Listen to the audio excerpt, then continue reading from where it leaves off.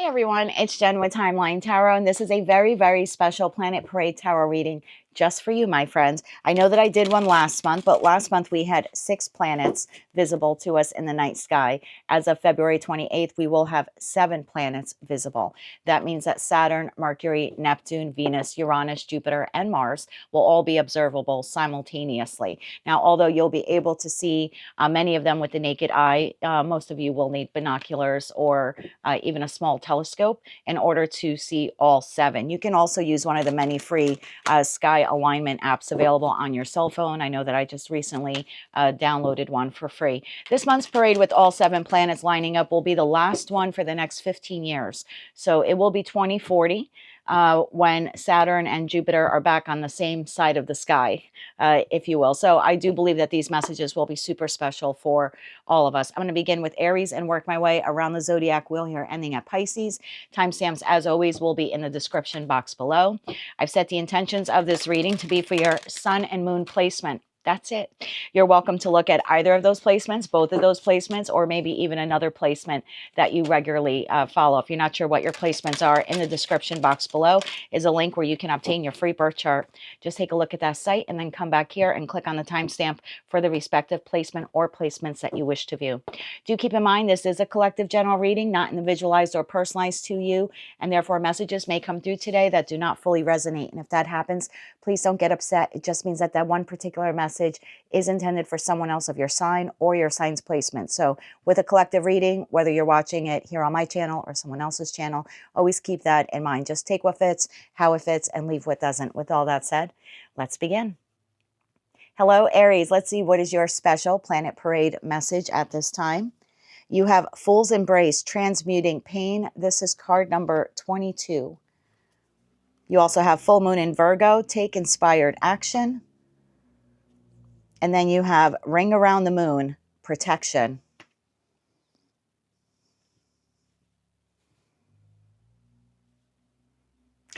Some of you are stuck. Some of you are stuck between a rock and a hard place, stuck between 2 choices, 2 options, 2 life paths.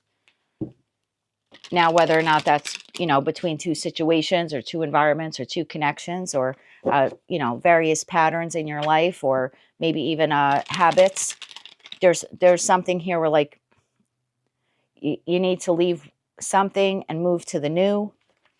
It's time for you to take inspired action to do that. It's a portal. This period of time is a portal for you. Card number 22 reduces to 11. It reminds me of the 4 of Wands. So yeah, it's very much like a portal for you. This is like a limited time only kind of exit ramp that you have. So I kind of feel something you wanted is now aligned with you. And it's here for the taking. You don't have to take it. You don't have to get off on that exit ramp. But if you want, it's being made available to you. Tell me more about this for Aries, Sun, and Moon. The Fool's Embrace, taking inspired action, and protection. One more shuffle here, please, and thank you. This is being clarified, wow, by the moon. Yes, by the moon. We have the Lovers. There's your choice. And you have the 9 of Swords. This is something that you think about often. The Moon is being clarified by the Ace of Pentacles, this new beginning. Look, when I'm good, I'm good. The Lovers clarified by Judgment. It is a judgment call that you need to make. And the 9 of Swords being clarified by the 2 of Cups.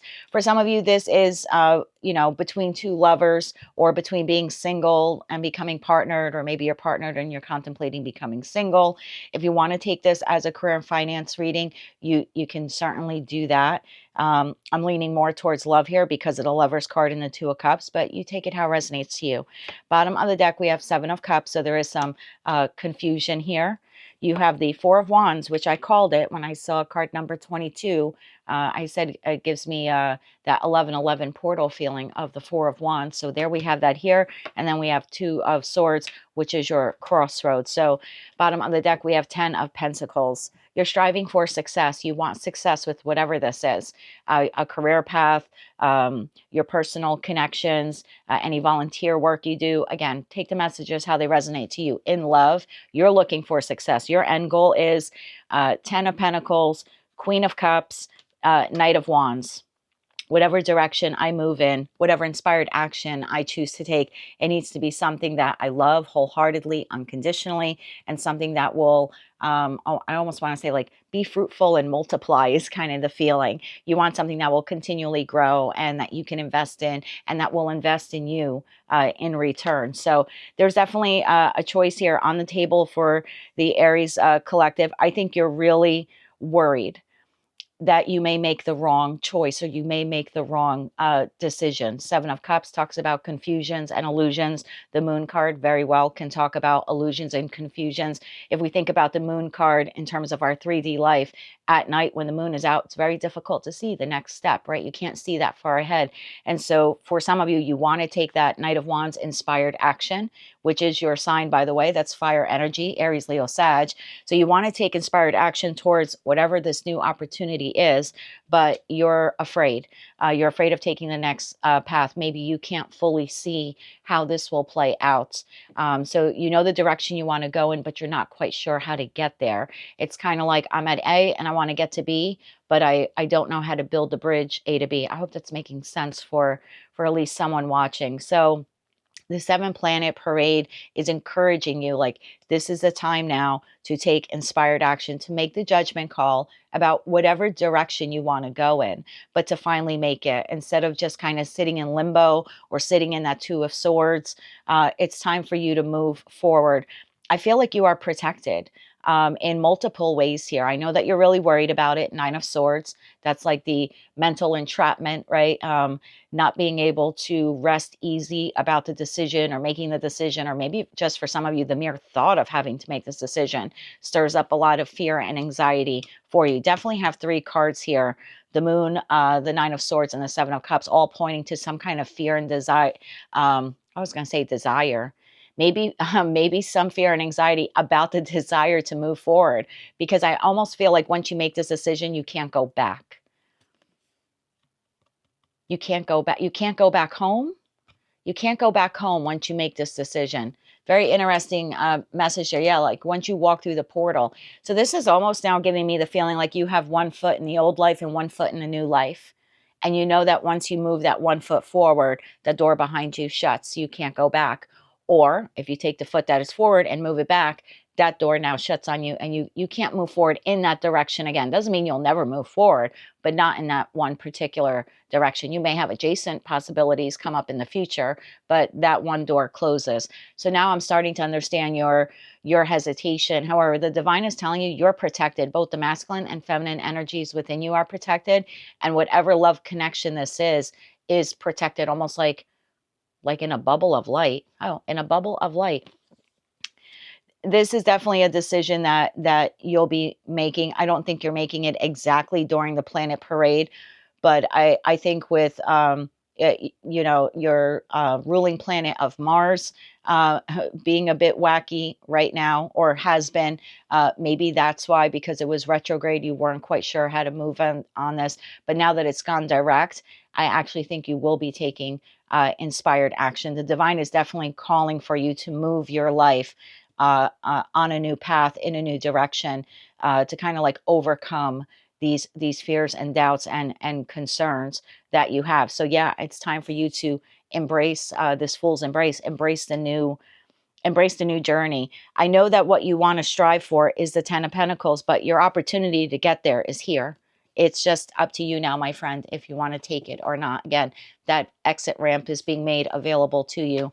At the end of the day, just use your discernment and your discretion about whether or not you actually want to take it. That's what I have for you, Aries. That's your very special Planet Parade bonus tower reading. If you like this message and it resonates with you, or you wish to claim all or part of it, please be sure to click like, share, and subscribe. And until I read for you again, my friend, I am wishing you light, love, and peace. Hello, Taurus. Let's see, what is your special bonus Planet Parade message at this time? You have Crown Games, Right Use of Power, card number 8. Whoa, Taurus, I don't think in a collective reading I've ever seen this card come out. You're about to level up, my friend. Detoxify, full moon in Taurus. There you go. And then you have Strength, the Yang Moon. Taurus, you're about to make a power play here. This is something you've been working on. This is sort of giving me like 8 of Pentacles energy.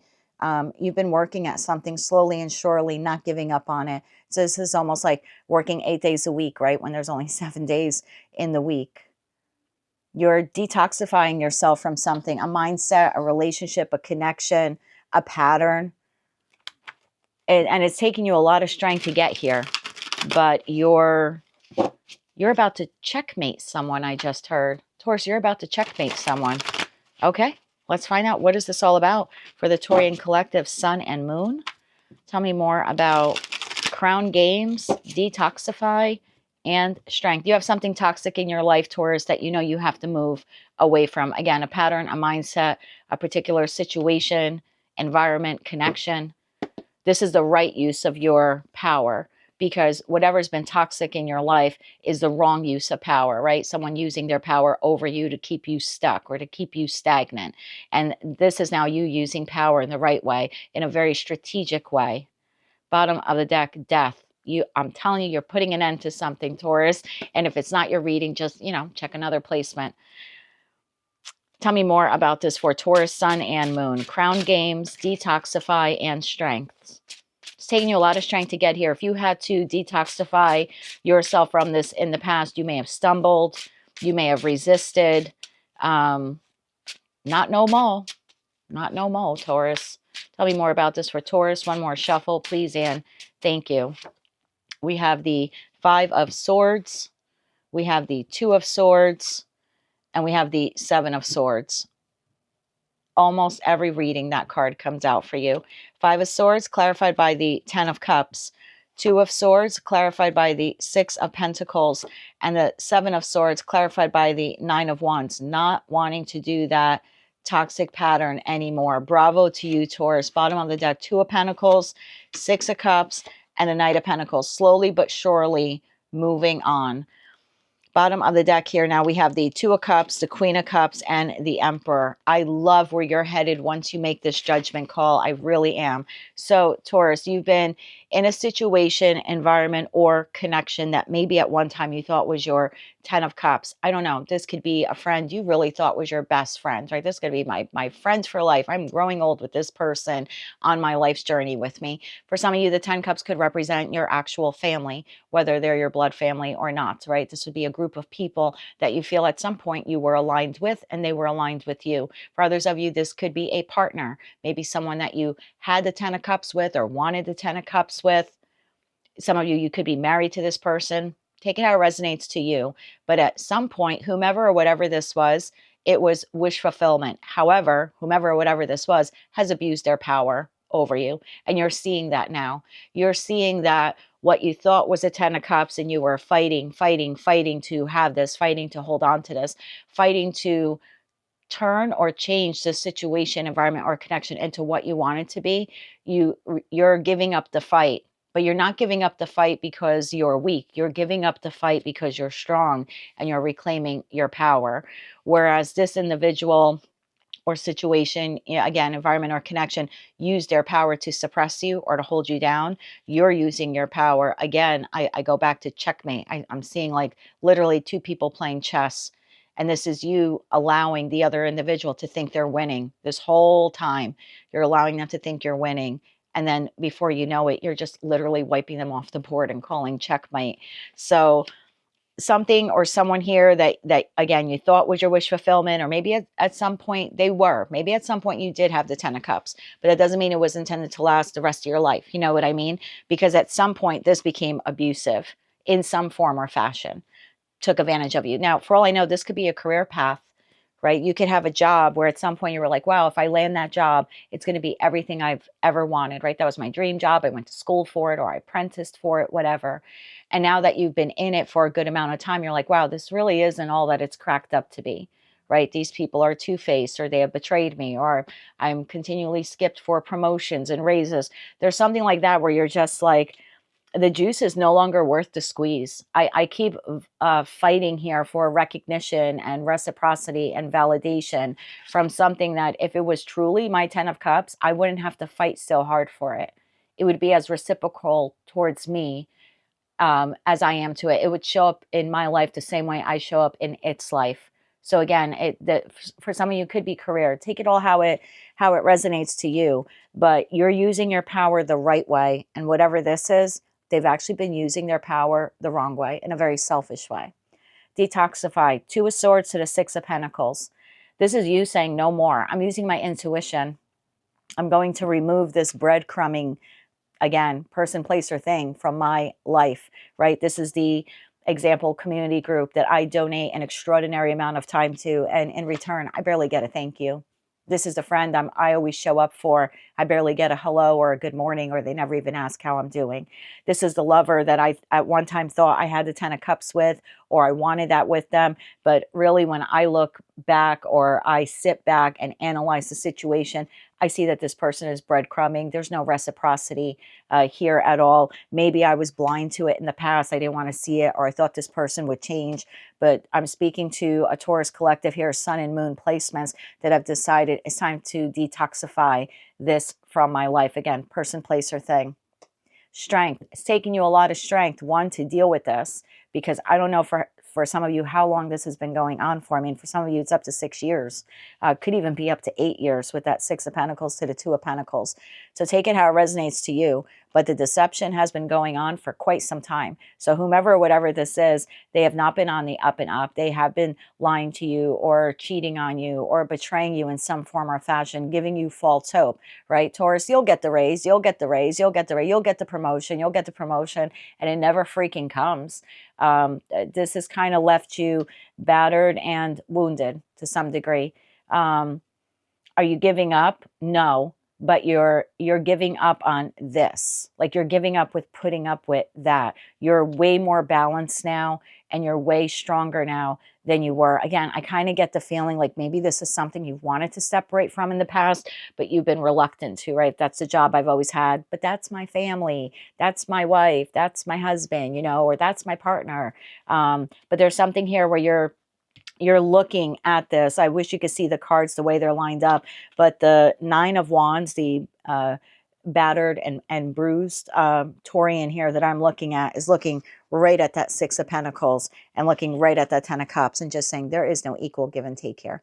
I show up every day and I give my all, and this person shows up like this, 7 of Swords. So you have finally mastered, I want to say, the strength required to leave this behind. 2 of Pentacles, 6 of Cups, Knight of Pentacles. You're making slow and steady progress to leave behind whatever soulmate, soul bond connection this is. In fact, I'm going to be honest with you, Taurus, I think you've already decided to leave it. There's something inside of you intuitively that you know this whatever this is won't be in your life forever. This is not the job you're going to keep until you retire. It's not the person you're going to be with, you know, until you grow old and gray. This is, you know, not the family that you want to surround yourself with. It's not even the friend that you want to have in your life for the rest of your life. You've already called it. You've already called it. It's been difficult for you. You've already called it. Now what you have to figure out is a balanced way for you to leave it behind. That appears to be your next step here, Taurus. You've already figured out the game that this person is playing. You've already figured out the way that they use maybe your love for them or your love for the job, again, for what you do. This could be a job you really love, and a boss that just, they know you love it, or they know that the economy is bad where you're at, and so they know that you're not going to just find another job. So it's almost like they're taking advantage of you. Like, where's Taurus going to go? Where's Taurus? It's almost like a double dog dare you. Double dog dare you, Taurus, to find another job. Double dog dare you, Taurus, to find someone else who will love you. This is almost like someone making you feel like this is as good as it's going to get. Where else are you going to find someone like me? I hate to be like that, Taurus, but I'm not telling you anything you don't know. If the message isn't resonating for you, it's not. It's not. But you're realizing the trickster verbiage, the wording, the words that this person uses to keep you entrapped and ensnared in this job, in this connection, in this environment that really is not for your highest good. It really isn't. It's actually blocking you from your happiness. And so I feel like you've already determined this. That's why the cards are on the table. I'm not telling you anything you don't know. So this message either resonates or it doesn't. Now what you're doing is deciding the best calculated, methodical way to leave it behind. You're already emotionally disengaging from whatever this is, and I think you have been for the last year, maybe even the last 2 years. You've already been emotionally disconnecting from whomever, whatever this is. And as you've been doing that, you've been gaining your strength ever so slowly to completely move away from it. Where you headed, Taurus, with that Knight of Pentacles there? Clearly away from whatever this is. But I just kind of want to give you a little glimpse into that light at the end of the tunnel for you, because this has been a long journey. Like I said, for some of you, 6 years, 8 years, maybe even 9 years. Take it how it resonates. Bottom of the deck, 8 of Cups. I asked where you're headed. You are literally moving away from this. I think 8 months from now, whatever this is, won't be in your life anymore. I'm going to call it now. Pin this video if you want. You won't be at that job if that's resonating as job, or in that community or community group you volunteer in, or that friend won't be in your life, or that lover won't be in your life. I'm going to call it now for you, Taurus, because I've been seeing this in your readings going back to last August, that there's a big shift and change here for the Taurian collective. I just think whatever this is, you've given it the benefit of the doubt for as long as you can. But what you're realizing is they're using the love you have for it or them or what you do for a living, something like that, against you. Tell me more about where's Taurus going, Sun and Moon, once they walk away from whatever the heck this is. One more shuffle here, please, and thank you. And honestly, Taurus, I feel like this was a lesson. I know people hate hearing that, but this was a lesson for what you had to learn here was how to stand up for yourself, not to fight for it, but to fight for yourself, like for your own survival and for your own happiness. Where you headed, my friend? 7 of Pentacles, the Ace of Wands, and the 5 of Pentacles. Look, when I'm good, I'm good. Bottom of the deck, Ace of Cups. You're moving to something totally new. Slowly but surely, you will be investing. I asked, where are you going once you leave this? You'll be investing your pentacle energy, your time, love, money, commitment, etc., into a passionate new beginning elsewhere. 5 of Pentacles, whatever this is, you're leaving this behind, and you are on a whole new journey here, my friend, in love. Ace of Cups, that could be love for job, love for the new community you live in.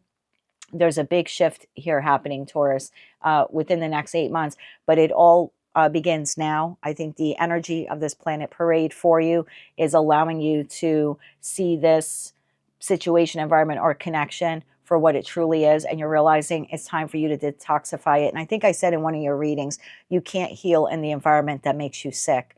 This environment, situation, connection has made you sick.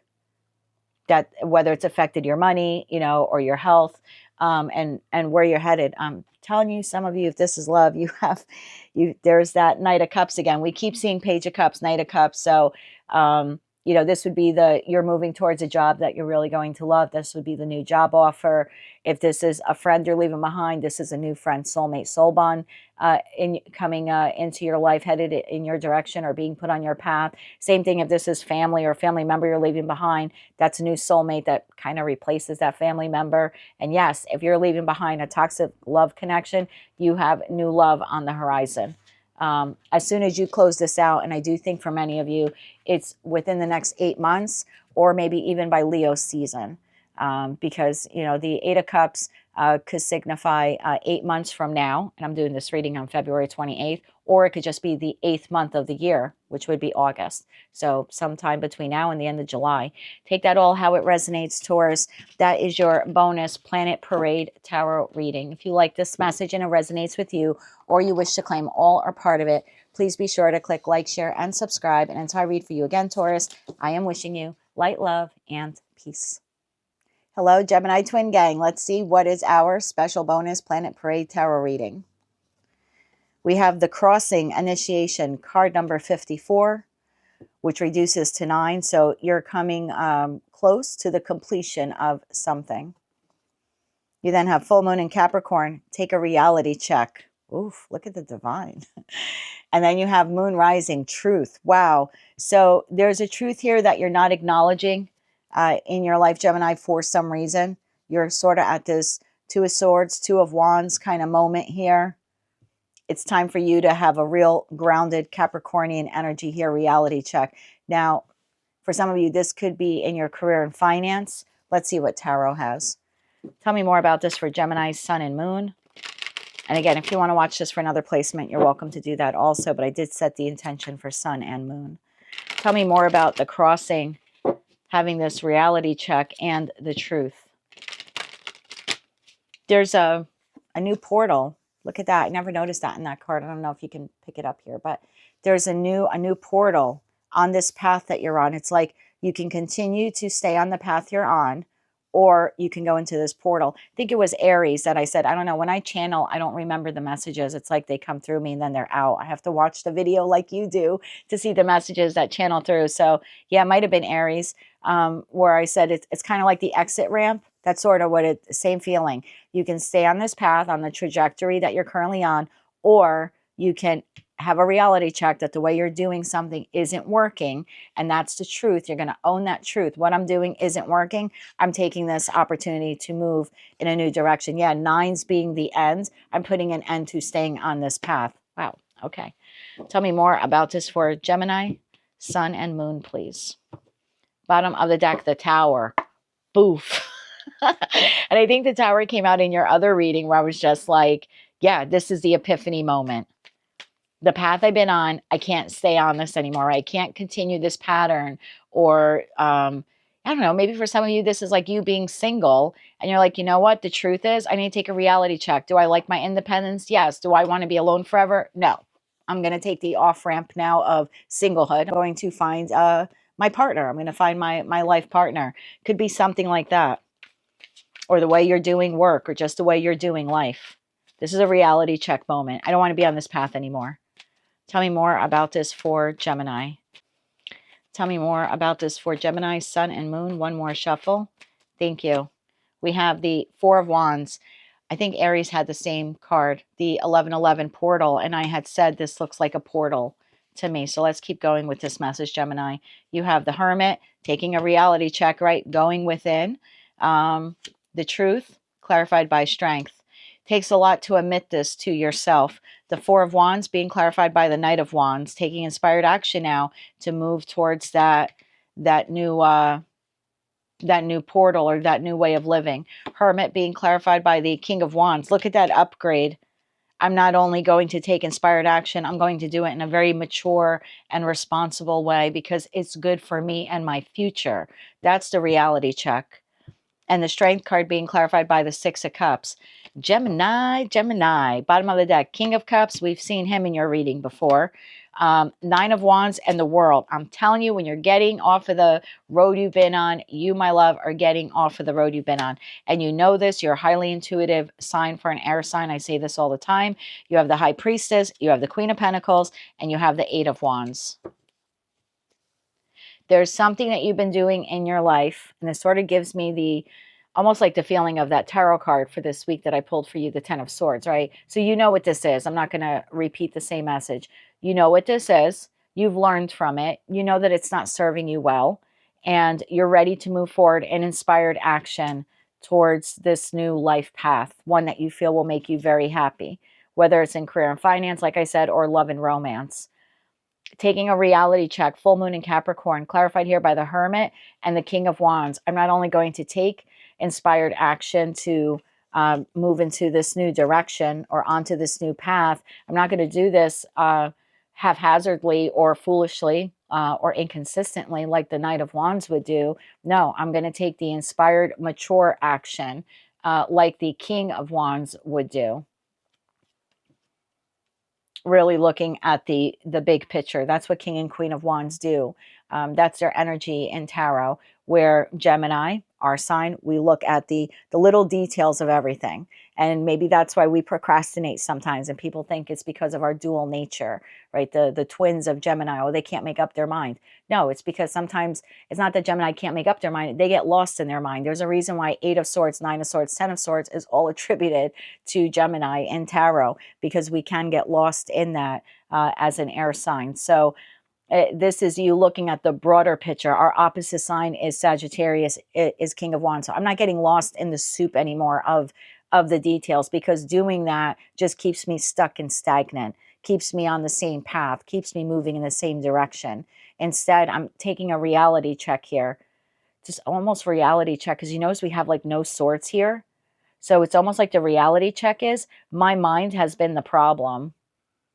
My negative patterns, my negative thoughts, the never land of can't be, won't be, I'll never get there. That's what you're eradicating. That's the reality check.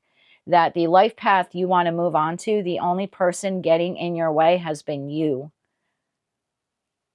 And now you're ready. And that's the truth.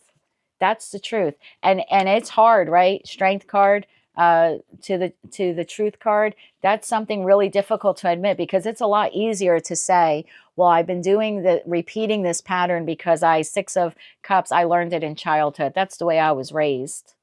That's the easy way.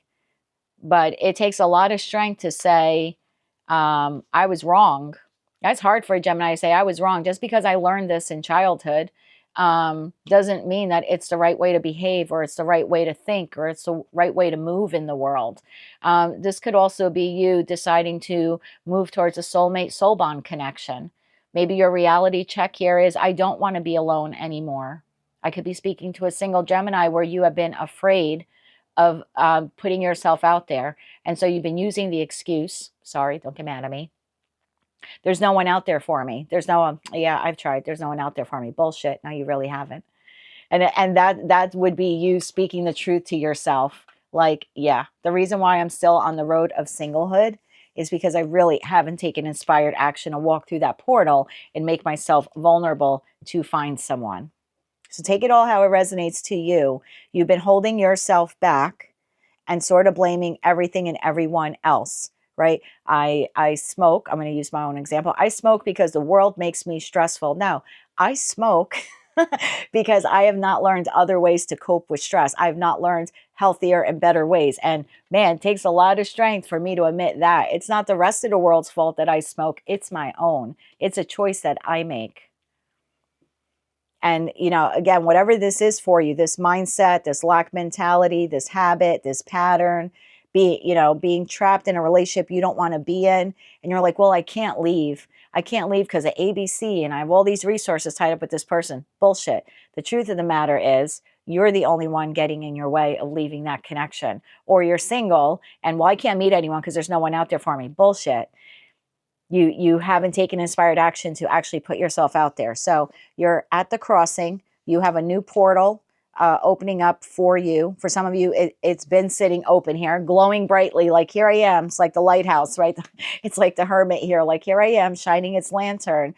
You're finally deciding to take inspired action to move towards it. I can tell you that whatever you're moving towards is beautiful. Because you didn't give up, 9 of Wands, because you didn't give up, you persevered. Maybe it was difficult being single. Maybe it was difficult all these times you tried to quit smoking. Maybe it was difficult trying to get your business off the ground, or finding a new job, or just picking yourself up by the bootstraps. Whatever it's been for you, it's been difficult. The realization here is you're the only one getting in your own way. And now you're going to muster the love of self in the King of Cups, and the last amount of strength you have left within you in that 9 of Wands card to close the door on this way of living, or really it's a way of thinking. It's really a way of thinking. And you intuitively know this, so I'm not telling you anything you don't know. It's just taking that reality check that the only thing that's been preventing you from moving forward is you. There's no one else here. It's just you. Where's Gemini headed after they shut the door on this way of living or way of thinking? It really is a way of thinking, but take it how it resonates. Where are you headed, Gemini, in this act of self-love and courage? 5 of Cups.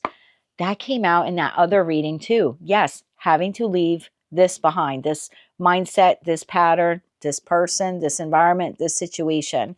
But again, you've been stuck in the details, and now it's time for us to lean into our opposite sign of Sagittarius and look at the bigger picture and admit nothing really has been holding me back but myself. Where's Gemini headed after they shut the door on this? Where are we headed, Gemini?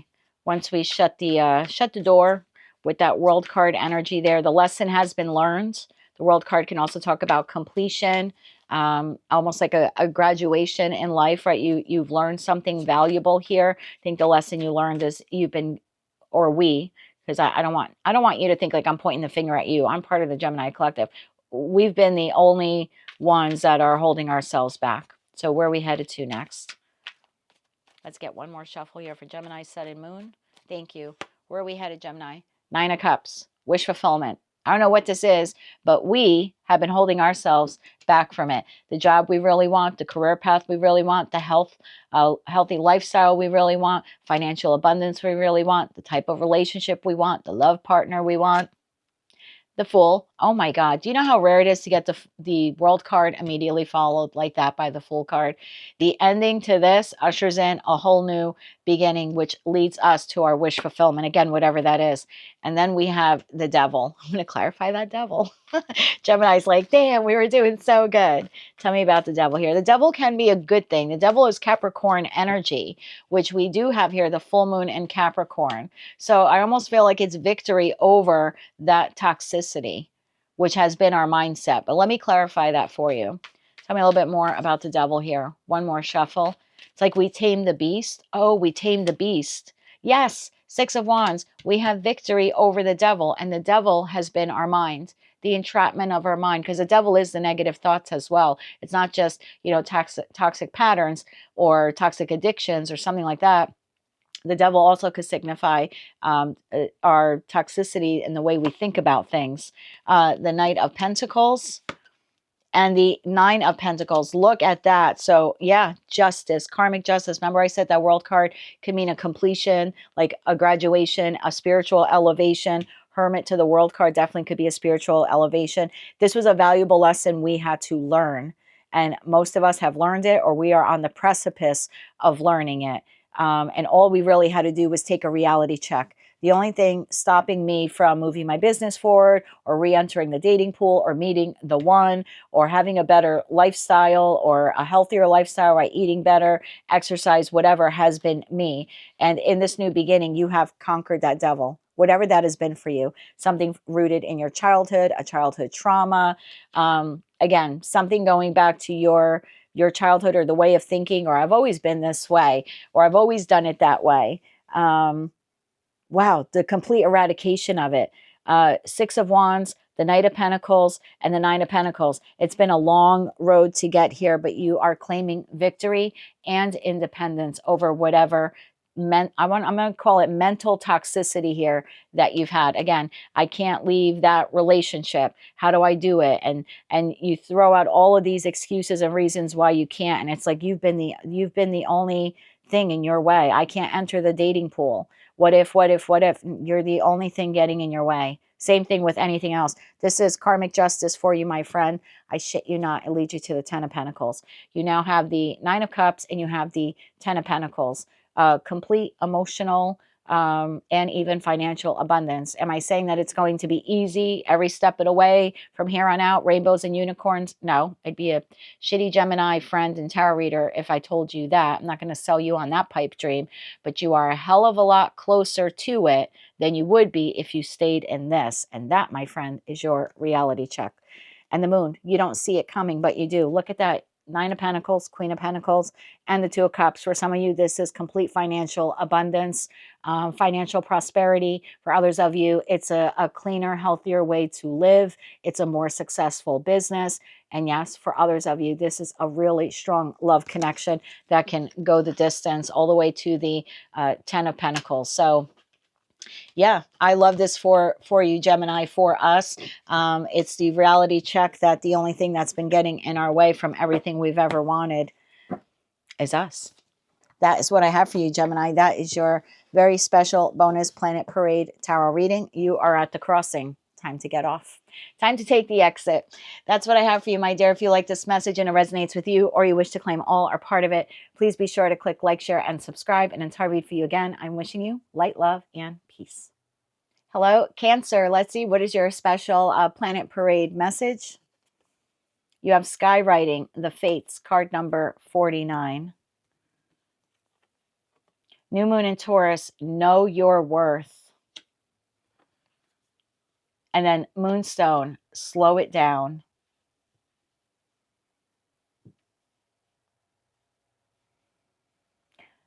I hate to say this to anyone. Something had to come to an end in your life.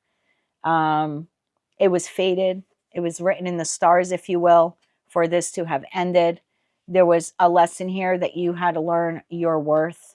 I know people hate, but you're going to hate this message. I'm sorry. Just check your moon placement if you do. I can't I can't deny my intuitive hits, or any of the messages that I receive. That wouldn't be fair to the person, even if it's only one person who needs to hear it. So I kind of feel like something here has come to an end in your life. It was fated for it to come to an end. There was a reason why this situation, environment, or connection was not meant to go the distance. The lesson here for you was to know your worth. Three of Swords at the bottom of the deck. Yeah. This was a hard lesson for you, Cancer. Tell me more about this for the Cancerian collective, Sun and Moon, where they need to know about the fates, knowing their worth, and slowing it down. One more shuffle here, please, and thank you. And I feel like slowing it down is next time you enter, again, I don't know what ended here for you, but it's like next time you enter like the next job or the next living situation or the next community, for like maybe for those of you where you're moving or you abruptly had to move recently, or maybe even the next relationship, whether it's platonic or romantic. It's like take it slow, look for the red flags, don't overpromise. And make sure that the person that's promised you something, like their actions are matching their words. So like take it slow. And that was kind of the lesson that you had to learn, was not to rush into something head over heart, I should say heart over head, because you kind of got lost in the love of it and you didn't realize that it was to your detriment. I hope that's making sense. That's like you, a quick example, landing the job that you thought was like your dream job and you went all in, right? You were only supposed to work 8 hours a day, but you were there 12 hours and then you came home and you did extra stuff for them. And at the end of the day, they paid you shit and they fired you. Or you had to walk out and quit because of the treatment. It's like at your next job now, slow it down. You learned the lesson of what happened when you ran in too quickly before and you gave your all before being able to assess the situation or really recognize the red flags. So I kind of feel like that was your lesson here. God, I hate saying that to people when they're hurting. Knight of Swords here for the fates, knowing your worth, son of a bee, clarified by the Nine of Pentacles. That is the one card out of 78 card tarot deck that talks about, I know my worth. I can stand alone, independently, taking care of myself. And then you have slow it down, clarified by the Nine of Cups. Next time I see something that is sparkly and new, I wish fulfillment, I'm going to take it slow. Doesn't mean I'm not going to pursue it, but I'm going to be a lot smarter about how I pursue it, because I'm not going to pursue it to my detriment. Wow. Knight of Swords, clarified by the Page of Wands. Small, slow, incremental process. Nine of Pentacles, clarified by the Four of Swords. It was a lesson, something you had to heal within yourself. This was a wound that you kept reopening with different people in your life. Friends, family members, lovers, same lesson, different meat suit. So it was a hard lesson for you, my love. And then you have the Nine of Pentacles to the Four of Pentacles. Really going slow the next time. Page of Pentacles, this is all learning. The Page of Wands, Page of Pentacles, very elementary style learning, and then moving very slowly. King of Wands and the Hermit. Son of a gun, when my cards are good, they're good. Let me tell you the messages I'm receiving for you. The Fates, the Knight of Swords and the Page of Wands. Again, you rushed into something, and I don't know what it was for you, person, place, or thing. I kind of feel like it was a repetitive pattern for you. And I think it's because when you love deeply, whatever it is, person, place, or thing, your job, whatever. You give your all to it, right? You buy something, you nurture it, you take care of it. That's kind of the feeling that I get with you. You cook food for people, you take your time, you want them to enjoy the food. You put your all into it. You put your all into a relationship until you realize it's depleting you. And so I kind of feel like it, again, has been the same lesson for you in different meat suits. And I think if you sit back and look at it, you're like, wow, I kind of did that same thing with my 4th grade teacher. I did that same thing with my best friend, Sarah, in 9th grade. I did, I think if you look at it realistically and honestly, you're like, wow, I kind of was repeating that same pattern over and over again. And I'm not telling you not to love and not to love deeply, but you have to love in a way that does not compromise yourself, your self-worth, your self-esteem. And so I think that was the lesson here that you had to discover, was not to rush headfirst into something. Nine of Pentacles to the Four of Swords, knowing your worth. I think now moving forward, you'll take things easy and you'll take things slow. Where maybe before it was a little erratic, Knight of Swords. I see that. I've got my bow and arrow, right? He's got his bow and arrow here. I'm just going to aim for it and I'm going to go for it. Now it's bow and arrow is what the individual here in the boat is holding. But in the Four of Swords, it's I'm going to take my time hitting the bullseye. I'm not going to be as foolhardy. I'm not going to be as foolish as I was in the past. And that was the lesson you had to learn, unfortunately, was your worth, not allowing people to take advantage of you, whoever they are. So moving forward, slow it down. When I see something, and look, this is just advice and guidance, right? All these messages are intended to help us become a better version of who we are. So if you don't want to take the advice, you don't have to. You don't have to claim the reading. But if you're looking to improve yourself through your journey of life, then, you know, this message is for you. I'm a Gemini. I have like no Cancer in my chart. I'm going to take this message. I'm going to claim it. You can claim a message, even if it's not of your sign, because the reality is we really have all placements in our birth chart if we really look. Some a lot stronger than others, but there's some placement there at some point. It's still a house within your birth chart, you know. So again, whatever this Nine of Cups is for you in the future, that wish fulfillment, person, place, thing, job, friend, I just see you being a bit more reserved and like slowing it down. So I'm not going to meet someone and the next day be like, that's my person, I'm going to marry them. And a week later, ask them to move in with you. And then they move in with you. And as time rolls on, you're like, oh, shit, what the hell did I do? I rushed into this too quickly. Rushed into it too quickly. So there's something like that where moving forward, your lesson was, yeah, I can chase what's my wish fulfillment, but I also am going to balance the way I show up when that wish fulfillment arrives, because just because it's a wish fulfillment does not mean it has the right to strip me of my worth or my finances or my independence. I can be independent within my wish fulfillment, meaning I can find the person that checks off all the boxes, but I can be independent while being in a relationship with them. I don't have to hang on the next text the next time I see them. I need to have a life in between that interaction that fulfills me. And that came at a hard lesson for you. I'm not going to lie, because knowing your worth now means moving forward. Not only are you taking things slow, but you now know your boundaries. So again, Page of Pentacles, King of Wands to the Hermit. Hard lesson here for you. I'm not going to lie. Hard lesson. And I learned this lesson years ago. And boy, did I pull back. Boy, did I pull back from people. And the moment you pull back, you realize who your real friends are, right? Or was that lover really the one? Because the moment you pull back and you do start focusing on your self-worth, because you realize you're drowning in whatever this is because you rushed in, right? Because you loved it or you wanted it. I get it. I've been there. But man, when you pull back, you realize there's not many people standing around when you do that because they can't feed off of you anymore.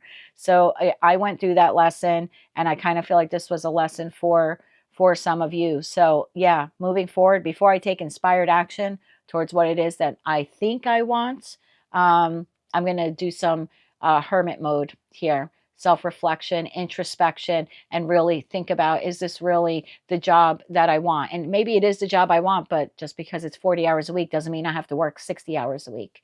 Some of you were going overboard at something and then feeling like maybe the person, like the job wasn't grateful for what you were doing. No, they weren't. If you needed validation for that, they just expected you to keep doing 60 hours and then eventually 70 hours and eventually 80 hours, because their whole goal was to suck as much of the energy as they could out of you. If you needed validation for that, this is your validation.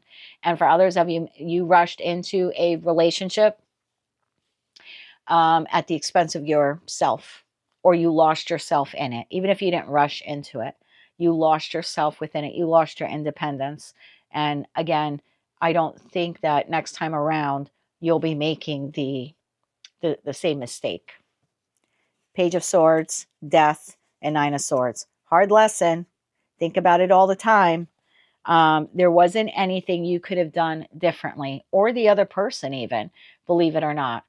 Because I know we sit there sometimes when something comes to an end And we're like, wow, if I only would have done this or that person would have done this or that, things would have been differently. No, that person was put on your path to teach you a lesson. I know that freaking sucks. It does. But you've learned something valuable here in the ending of whatever this has been. So I wouldn't get too caught up in this Nine of Swords here. With all of the what ifs, there really aren't any what ifs. And again, I don't want to sound cold or cruel, but the what if is, what if I didn't learn that lesson? I would be losing more of my, that's really what you should be thinking. Instead of what could I have done differently to keep the person that was sucking the life out of me and depleting me of my emotional and financial and spiritual resources, instead of thinking of it that way, or what could that person have done differently, you could be thinking about it of, God, what would have happened to me if I would have stayed in that? Because I was being depleted by the day. I was depleted by the day. And so instead of being the Nine of Pentacles, you kind of left a situation at Page of Pentacles. So you're starting over, but you're starting over smarter and wiser. And next time, before you rush into something, you're going to pause and reflect and see the red flags and check back in with yourself. Is this good for me? Is this healthy for me?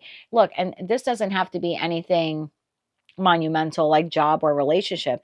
This could just be the way you show up in a relationship. And I know I had that problem for a number of years.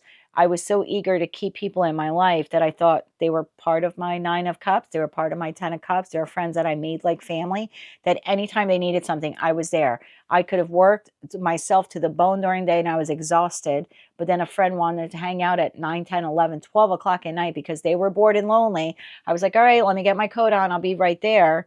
But I have to wake up the next day at 5 o'clock and work. But I was, again, putting the needs of that friend or that friendship ahead of my own needs. And it's like, the answer isn't to not have friends in your life. The answer, or not to have love in your life, or never to work again. Like whatever this was you were overgiving to, the lesson isn't to never have that in your life again. It's just learning how to show up differently when it is in your life again. And it will be. We've seen that in your readings. It's just learning how to show up differently. So yeah, all those times that those people needed me at 12, 1, 2 in the morning, I should have been like, no, I'm sorry. I need to sleep.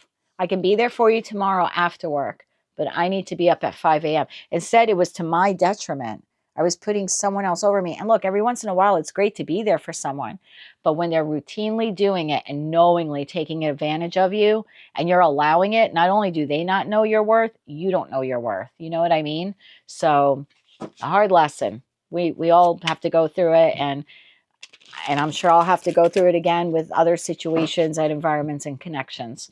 You know, that's just kind of how life is. It's one lesson after another, but you've learned this one.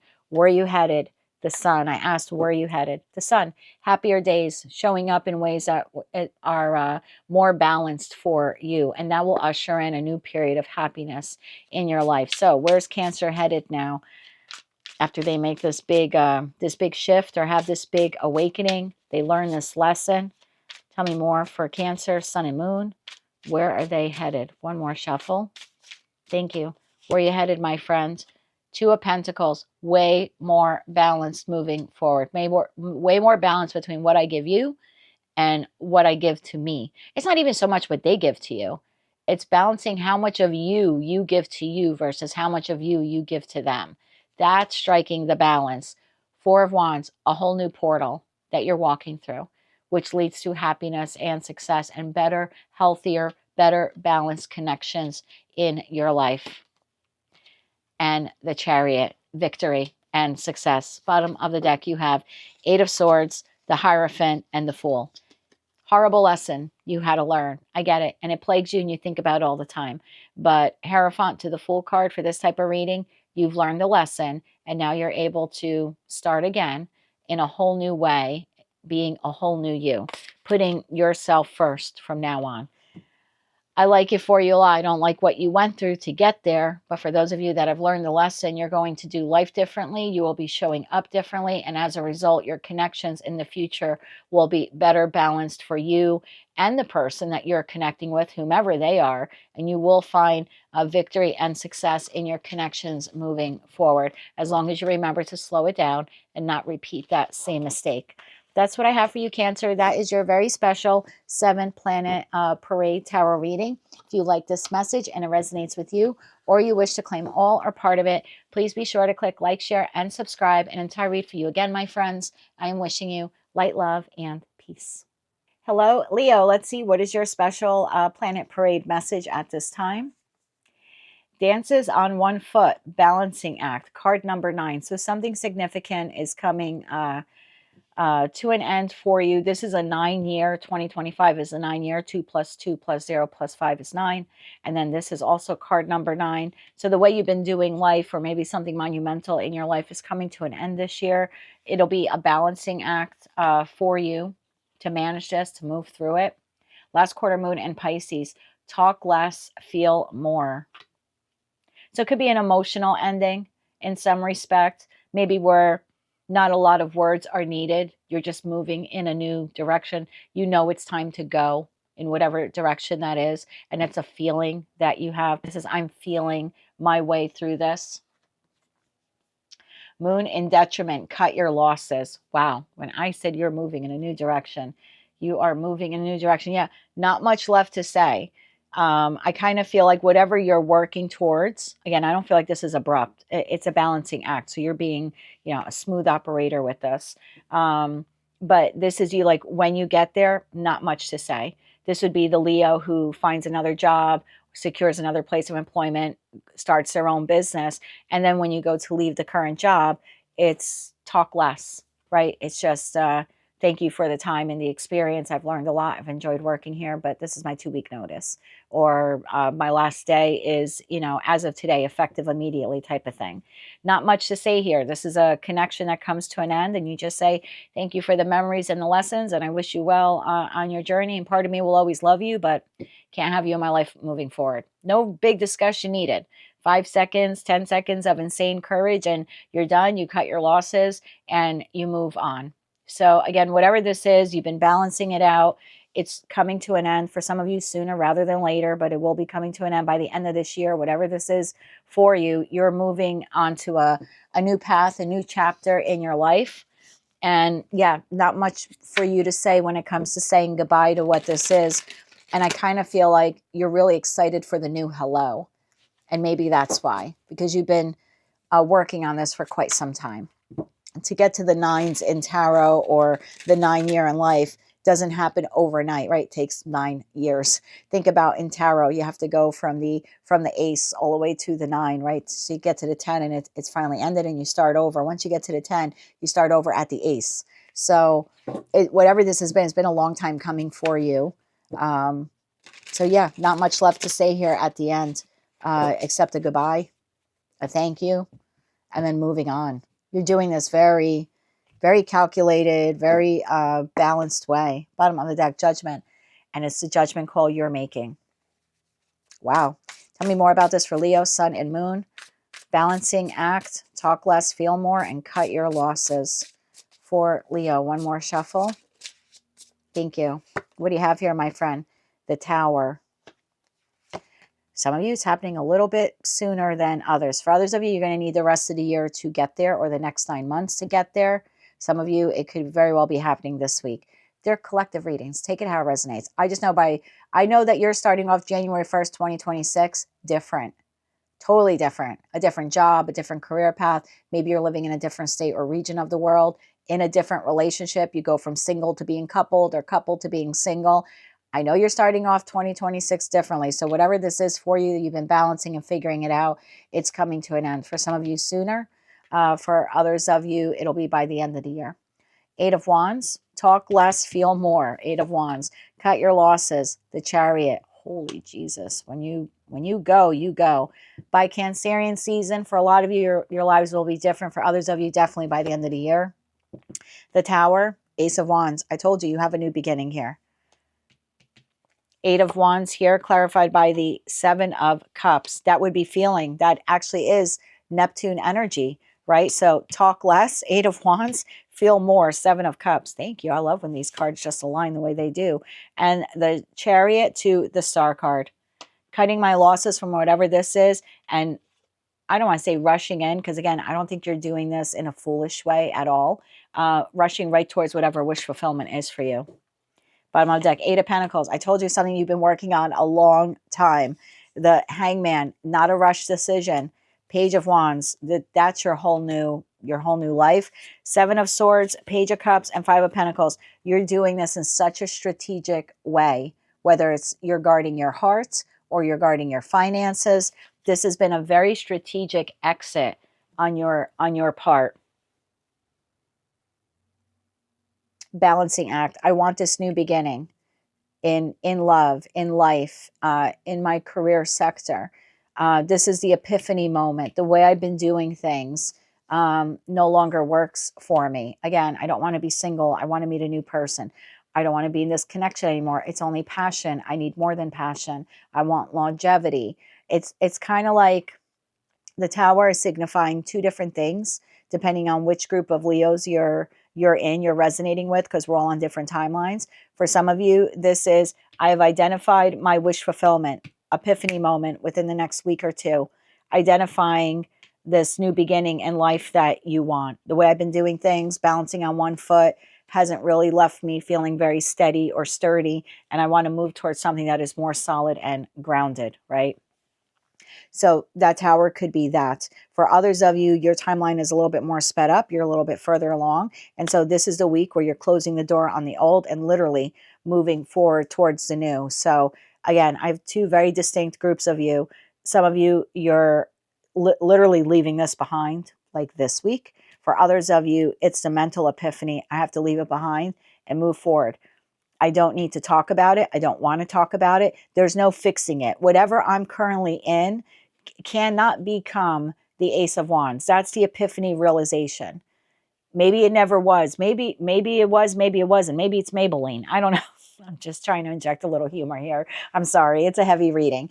But even if it was this at one time, the greatest job or the life path or the partner or whatever, it no longer is. That is the realization. I've been walking on eggshells to keep this. I'm literally balancing on one foot. I can't do it anymore. It's not sturdy. It's not stable. And yeah, so for some of you, you made this determination already. And this is the week where you're cutting your losses and you're moving forward. It's the end of a cycle for you, my friend. So maybe for some of you, you're going through a divorce. And this week, the divorce is final. You're agreeing to whatever terms there are here. I'm going to talk less. There's no need to negotiate anymore. It is what it is. I'm going to cut my losses. You take what you want. I'm going to take what I want. It's amicable at this point, even if it hasn't been up until now, right? I'm done with the confusion and the illusion. I just want to move forward in my life to this new beginning, whatever that is for you. Take it all how it resonates.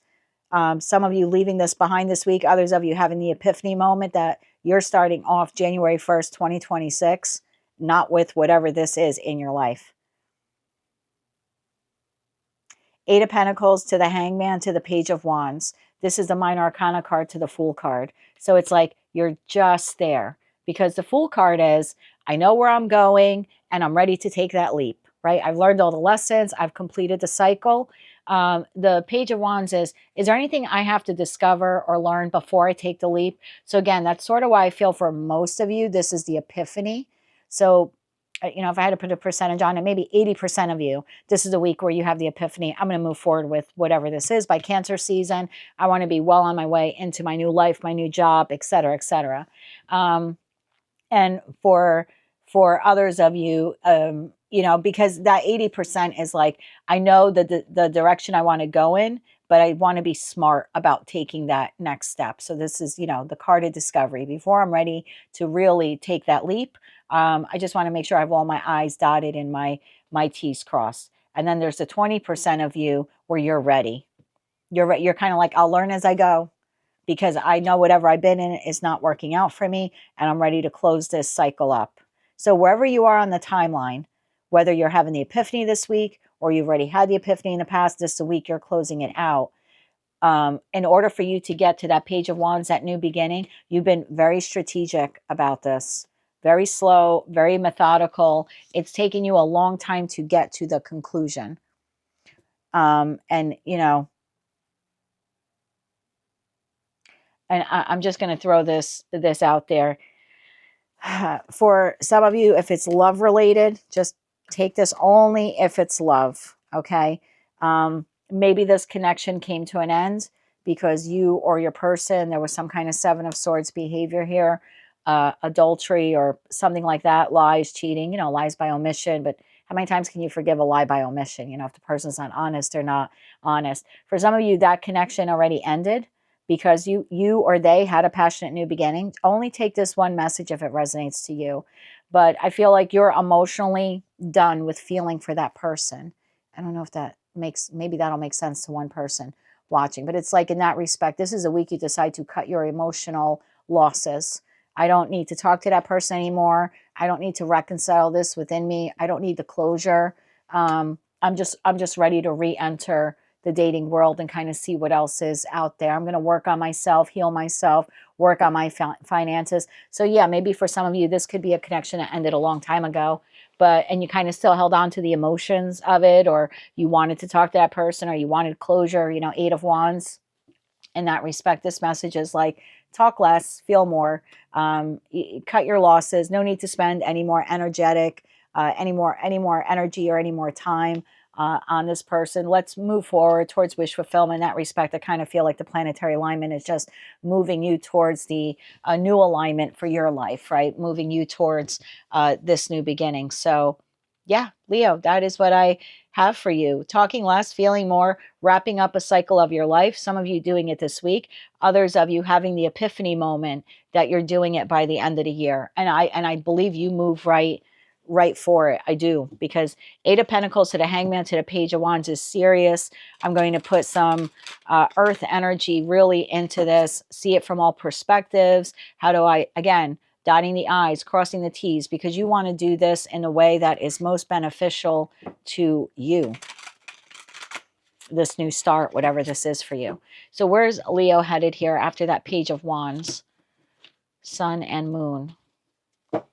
Where are you headed, my friend? Three of Pentacles, starting over on something new, laying the foundation for something new. Again, whether it's career and finance or love and romance. Starting over, starting from, I don't want to call it scratch, because Page of Pentacles would be scratch, although nothing wrong with starting from scratch, but that's why I think whatever this is, you're starting it at the Three of Pentacles, because you've been using all this time to like work up to the three. I hope that makes sense for someone. Tell me more about this for Leo. One more shuffle. Thank you. Where are you headed, my friend? Wheel of Fortune, whole new cycle in your life. Seven of Swords. You've done it in a very strategic and balanced way. And Five of Swords. I almost feel like you had a fight to get there. Look at that. You had a fight to get to your wish fulfillment. Star card to the Nine of Cups. You had to fight the naysayers. You had to fight the people who didn't believe you. Maybe you had to exit a connection where it ended, again, due to Seven of Swords or a lot of fighting. Again, this portion will resonate differently for all of you depending on where you are in the timeline. So for some of you, it's the epiphany of, I have to get out of this. By the end of the year, I got to be out of this. And yeah, to move into this new cycle of my life towards wish fulfillment, I'm going to have to be stealth and strategic. It might come with some conflict, right? I don't know. Maybe for some of you, you're deciding to tell your partner you want a divorce. It's going to come, you getting to that star Nine of Cups, going to come with some conflict. But it's coming. It's a decision you're making. You're cutting your losses.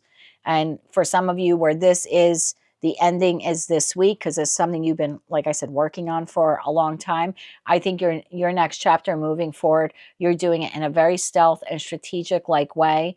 And I almost want to say beating out the competition. I want to clarify that Five of Swords. It's almost like the recognition of you had to break a few eggs to make an omelet here. Like, yeah, that wasn't so pleasant, but where I'm heading is I had to end that. I had to break the eggs to make the omelet. I had to break that or break away from that in order to move towards what I really wanted. Tell me a little bit more about that Five of Swords. One more shuffle here. Thank you. Five of Swords. Yeah, the Hierophant, a spiritual lesson. Again, maybe for some of you, you had to break a marriage, break a contract. Could be a business contract as well. This could just be you leaving the place where you live, right? Breaking the contract like your lease or your mortgage agreement, right? And selling the home and leaving. It's a collective reading. Take it how it resonates. But you getting to this Nine of Cups was you breaking or breaching something else. And I'm not blaming you. King of Wands, taking inspired action to do that, and the Five of Cups to leave that behind. Yeah. So the new chapter of your life didn't come easy for you. Again, I feel like this has been a slow progression here. But once you finally get to the Nine of Cups, it's because you had to move in a stealth and strategic like way, because you had to break from something traditional or the long-standing job, or you know what I mean, the marriage or the old way of just living or doing things, and taking inspired action to say, I'm leaving these three cups behind. They've served me well, but now I'm in search of the Two of Cups, whatever that is, a business partnership, balance within myself, masculine and feminine energy, and maybe for some of you, new love. But that's where you're headed once you close this out. That's what I have for you, Leo. That is your very special Planet Parade bonus tarot reading. If you like this message and it resonates with you, or you wish to claim all or part of it, please be sure to click like, share, and subscribe. And until I read for you again, my friend, I am wishing you light, love, and peace. Hello, Virgo. Let's see, what is your Planet Parade special message at this time? You have Detox, Repairing the Body, Mind, and Spirit, card number 39. Release Control, first quarter moon in Taurus. That is your sister sign. Follow the moon. Watch for signs. So some of you could be having some signs and synchronicities, or you're noticing repeated numbers. If you do, I would Google those angel numbers, especially like you're seeing the same set over and over again. Whatever it is, 777, 333, 444. Could be an odd number you're seeing, like 101. Whatever it is, if you're seeing it on repetition in the next week or two, I would Google it. I kind of feel like that's the divine telling you you're on the right path, or you're making the right decision.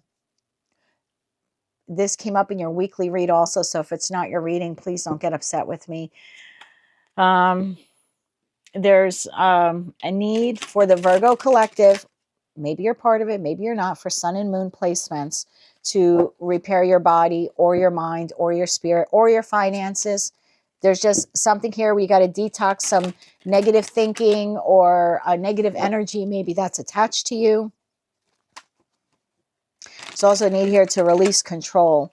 Like, okay, things didn't work out the way I thought they would at that job or in that connection. I got to release it and give it to God. I think that was your reading, actually, that I did for you in the tarot card of the week the other day. It posted this morning. So yeah, I think I grabbed even the Archangel Michael deck for you. And it was like, I think I said to you in that reading, when I channel messages, they come through and they leave. They exit as quickly as they enter. So I'm trying to remember it now, but I think I said to you, like, release it, give it to God, divine, whatever you want to call that spiritual entity, that other entity. Bottom of the deck, Ace of Swords. And that, my friend, is the truth. Time for you to release control. Something didn't work out the way you thought it would. Time to clear your energy and your life of it.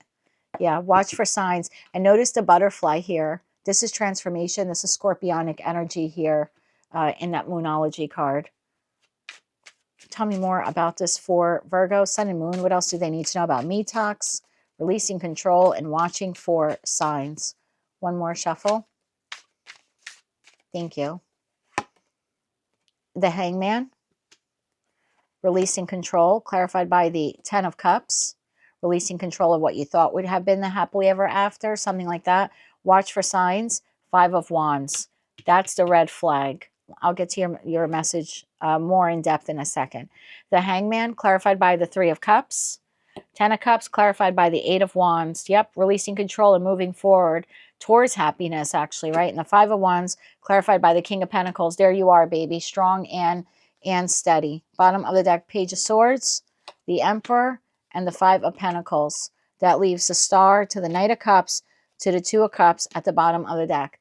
This, whatever this is that is coming in for you, wish fulfillment, could not have come in had you stayed where you were. It's such a shitty thing to say to someone who's going through it. And I know because I've been there. And if you watch my readings before, ad nauseum, I say this, but I have very little Virgo in my chart. But man, do I feel for the Virgo collective, because in some respects, what you have gone through really mirrors what I've gone through in my life. I think that's why I love the Virgo collective so much. No offense to the other 11 signs. I love all the 11 signs. But I kind of feel like you're going through what I have gone through. And I think that's why the messages for me resonate so much. So my love, There was something here in your life, a friend, a family member, a lover, a dream, a goal. Take it how it resonates to you. It just didn't pan out the way you thought it would. I get it. I left a 24-year marriage. I didn't say I do, thinking one day I would say I won't. 24 years, quarter of a century. I lived with someone who I really wasn't supposed to be with. But when I was in it, I really wanted it, to my detriment, right? I gave up a lot of myself to stay in that relationship. I gave up having my own kids to raise his.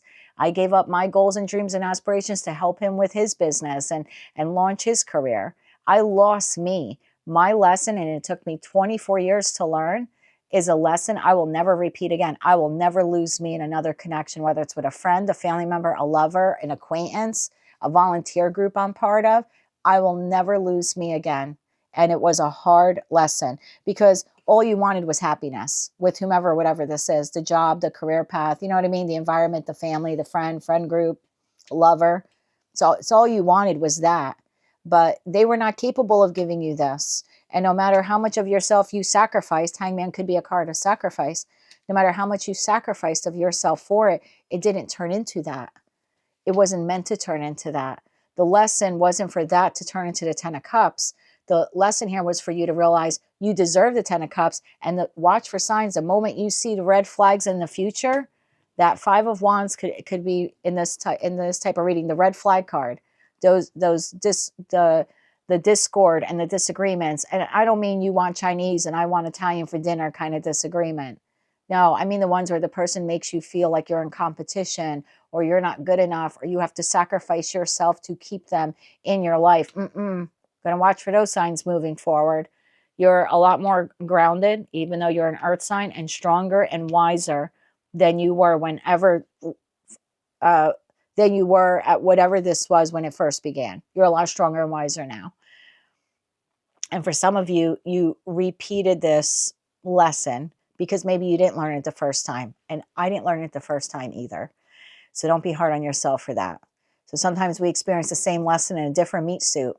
And I know I did it my whole life. And I just kind of transferred the lesson from my parents to friends, to community groups I volunteered in, to people I dated, to my marriage, constantly trying to please someone else, doing whatever I could, going to the ends of the earth and sacrificing myself, thinking it would make them happy.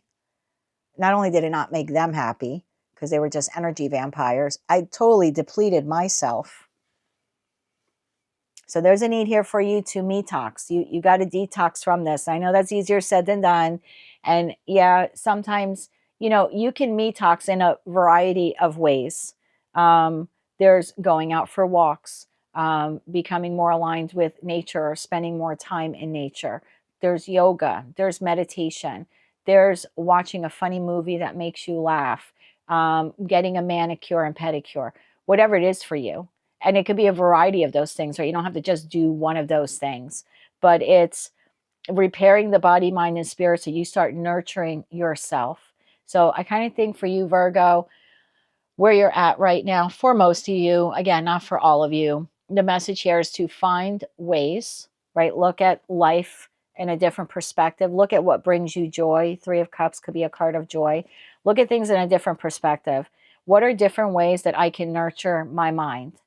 Read a book, go to a museum, yoga, meditation, go for a walk, and then what are ways that I can, again, looking at it a different perspective, and then what are ways that I can repair my mind? So repairing my body, repairing my mind, repairing your body. Maybe do the Friday night bubble bath that I do every Friday night, getting a manicure, pedicure, starting to eat better, starting to put more better nutritious foods, maybe detoxing a particular lifestyle if you drink too much or you smoke too much.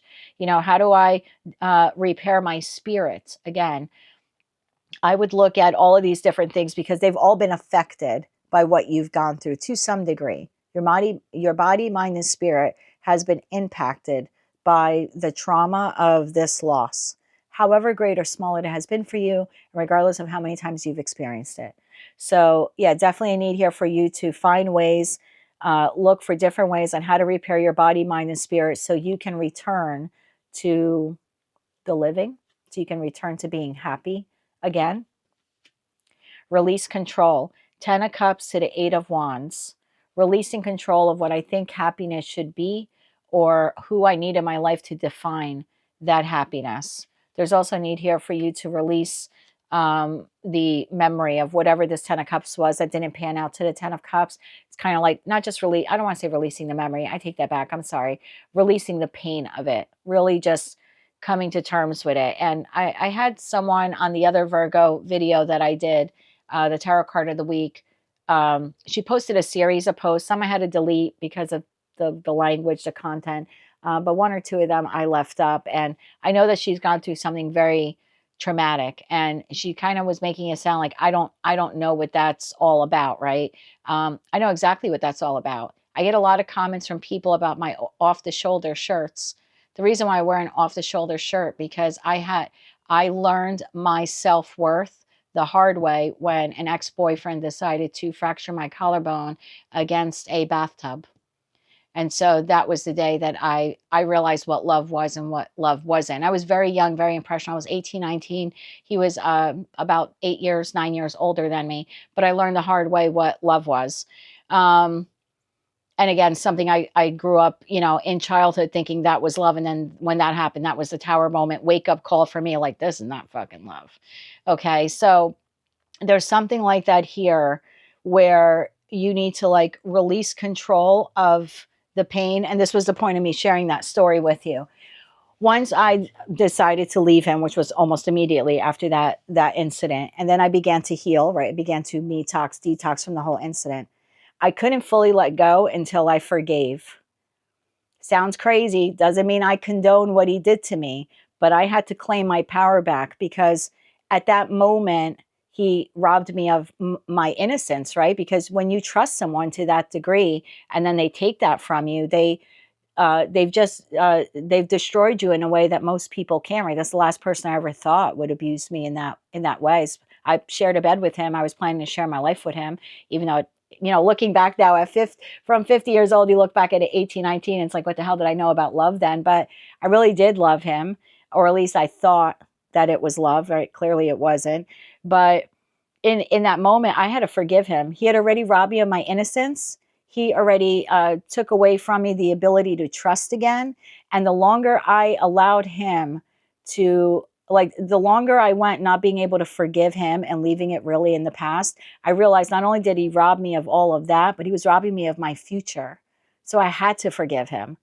I had to forgive him. I had to forgive him for what he did. I had to forgive myself for not paying attention, not seeing the signs, not noticing the red flags, not walking away when I should have. There was a lot of forgiveness there I had to go around. It wasn't 100% his fault. That incident in the moment was his fault, but me putting myself in that position was partially my fault.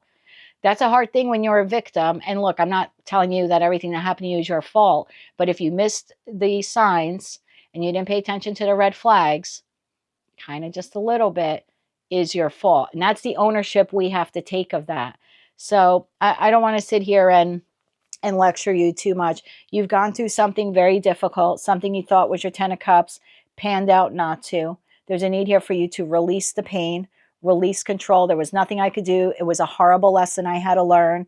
I got to now give it to God. I can't allow it to rob me of my happiness moving forward. And then you've got to own it. Like, it's got to become yours. And that's the reason why I wear the off the shoulder shirts. And I don't just wear them on camera. It could be 10 degrees below in winter and I'll wear a sweater off the shoulder and go shopping. Like, I go to my town meetings this way. I volunteer in my community. 90% of my clothes are off the shoulder. I had to own what he did to me. I own that. I own that collarbone. You know what I mean? It's so weird, but that was a way for me to heal. Was like, that's my empowerment message every single day. So I wasn't going to allow him to take that from me, if that makes any sense. Hope that makes sense for you. So watch for the signs. 5 of Wands and the King of Pentacles. Next time around, you will look for the signs. You will look for the red flags. And when you see them, you're not going to invest pentacle energy into whatever this is. Time, love, money, commitment. You learned a hard lesson here. That's a mistake you're not repeating again. Page of Swords is a lesson. The Emperor to the 5 of Pentacles. Out of loss came wisdom. You're a lot smarter now than you were when this whole thing began. The Emperor is an individual who has the mastery, or who has mastered and now possesses the best qualities of all four kings. Or if you're an Empress, best qualities of all four queens. Take it how it resonates to you. But that was the lesson you had to learn to get you to Emperor or Empress status. I'm not saying every Virgo is an Emperor or Empress, but when it comes to that lesson, you are. You're no longer a student. You went from student to teacher, Page of Swords to the Emperor. And because of that, that lesson will not be one you repeat again. You'll have other lessons. Trust me, I've had plenty of them, but not that lesson. If you've learned that lesson and moving forward, you're going to watch for signs and look for that Five of Wands competition and stuff like that, the red flags. Yeah, you're not repeating that again. So you went from student to teacher. Now it's time for you to heal from it so you can move forward. Where is Virgo headed? Where is Virgo headed now? Bottom of the deck, Four of Pentacles. You'll be a lot more reserved with your energy now moving forward. Where maybe in the past you threw all 10 pentacles in. Now you'll throw in 4 and wait and see. Throw in 4, wait and see. It was a lesson you learned not to allow anyone to take advantage of you in whatever this connection was or situation. Take it how it resonates to you. Where's Virgo headed? Sun and Moon now. One more shuffle. Thank you. Where are you headed, my love? Three of Wands, into the future, officially being able to turn your back on the past, whatever this was. And when you move forward, Five of Cups, I'm going to show you why this Five of Cups is so different than the other decks. And then you have the Devil, and I'm going to clarify that Devil. So where are you headed? Choices and options. Because in this deck, the Two of Cups is spilled over and the Three of Cups are standing up. So it's not like the Three of Cups card is here, Three of Cups. So it's the love of self, the love of community, new, more loving connections, more balanced connections, right? The three people on this card, it's very celebratory of a feel. That is where you're headed. Not towards a place, or I should say, not towards connections in your life where you give, and all the person does is knock the cups over because they don't value you. They don't value you. They don't know how to value themselves. That's why they behave that way. Let's be honest. It's a self-worth issue on their part. And maybe sometimes we put up with it because it's a self-worth issue on our part too. But I digress. You're moving towards the Three of Cups, no longer giving into cups where people just knock it over carelessly. That's what you're turning your back on. And you're moving towards happiness and completion. Now, I kind of like the Devil energy here because that's Capricorn energy. It's your sister sign. This is like a trifecta here between Virgo, the first quarter moon, and Taurus, releasing control, and then Capricorn energy being committed to releasing control, being committed to never repeating that lesson again. Yes, being more balanced when it comes to love. Two of Pentacles to the King of Cups here. Being more balanced moving forward. Not allowing anyone to deplete you anymore. Let's clarify that, Devil, just to be sure. Yep, Seven of Wands. You've learned boundaries now. Again, doesn't mean that you can't have friends in your life in the future, but you're not going to allow them to take advantage of you the way they did in the past. Or if it's, a lover, same thing. Further clarify that, Devil, here. I like this trifecta of earth energy here. Each lending a different quality. You being immutable, Taurus being more of the grounded energy, and then with Capricorn, you've got commitment in here. So being very committed to healing yourself and never repeating this mistake again. Tell me more about this. One more shuffle. Thank you. The Empress. Emperor to the Empress. I love it. Hierophant. Spiritual lesson. Spiritual ascension. Spiritual growth and healing. This was I hate to say a lesson you had to learn, but a lesson you had to learn. Judgment. Judgment to the Empress, to the Hierophant. Yes, a spiritual lesson you had to learn about healing a wound inside of you that enabled you to, allowed you to let people use you. Does that make sense? I know that sounds really awful. For example, growing up, I really, and remember I said I transferred stuff from my mom to friends, to people I loved, right, from my parents, my upbringing. So it's kind of like the same feeling. There was like this need in you where like, I got to overgive, I got to overgive, I got to overgive. For me, it was rooted in childhood. Maybe for some of you, that's where it all stems from too. You know your life stories better than I do. They're unique to you. But there was something here like that wound, like I got to go above and beyond to keep that person in my life, right? That was a wound within you. You had to heal. It was a spiritual lesson here for you to heal. Should you give and love unconditionally? Absolutely. Should you do it to your detriment? No, absolutely not. So yeah, there was definitely a lesson here for you to learn. Again, for some of you, it could be like a childhood wound. Take it all how it resonates to you. Right now, your planet message, planetary parade message here is for you to see that situation or situations had to play out the way that they played out, because there was no other way for you to learn the lesson. You didn't do anything wrong. And in hindsight, that person didn't do anything wrong. I know it's a crappy thing to say, but had they not done that, you wouldn't have learned the lesson. So you would have either stayed in a situation that wasn't healthy for you, or you would have just repeated that pattern over and over again. So that kind of had to break your heart to fix your vision. So now moving forward, when you watch for the signs and you see them, you're not repeating that mistake again. My love, you went from student to teacher. So right now, all you need to do is heal yourself, heal your body, heal your mind, heal your spirit. So you can move forward. And again, from now on, when you move forward, you'll look for the red flags and the signs. You'll never allow anyone to do that to you. Again, you literally went from student to teacher. That's what I have for you, my darling. If you like this message, it resonates with you, or you wish to claim all or part of it, please be sure to click like, share, and subscribe. And until I read for you again, Virgo, I am wishing you light, love, and peace.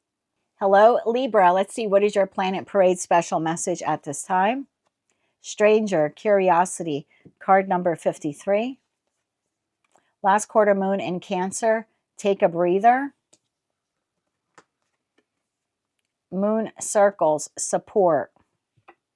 Libra, I feel like you have something monumental coming to an end here in your life. You might want to be quick to move on in a new direction, like very quickly. And I kind of feel like this is the divine just telling you to just slow down a little bit. Just a little bit. Because you have this new beginning here, right? It's almost like now you're a stranger on this new life path. You've never been here before. So maybe for some of you, you have moved, or very soon you will be moving maybe to a new location. Maybe for some of you, you went from single to partnered, or partnered to single. You started a new job, maybe a new career path. Maybe you opened your own business. But you're very curious. Whatever this new is for you, you're very curious about it.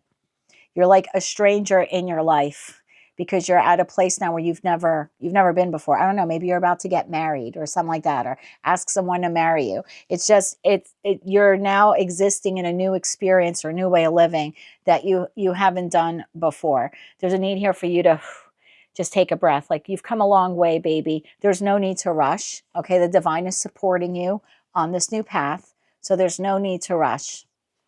So even if you're like recently out of a connection and you're like, okay, now I'm free, I'm curious, I want to find a new person, the divine's just kind of like, take a breather. You don't have to like rush into the next relationship right away. Like, we've got your back. You're going to be okay. You'll meet your person or your tribe or whatever it is. Yeah, you're a stranger in your life right now. And that's a good thing. That's a good thing, because you made, or you're about to make, a big life change to put you on a new path.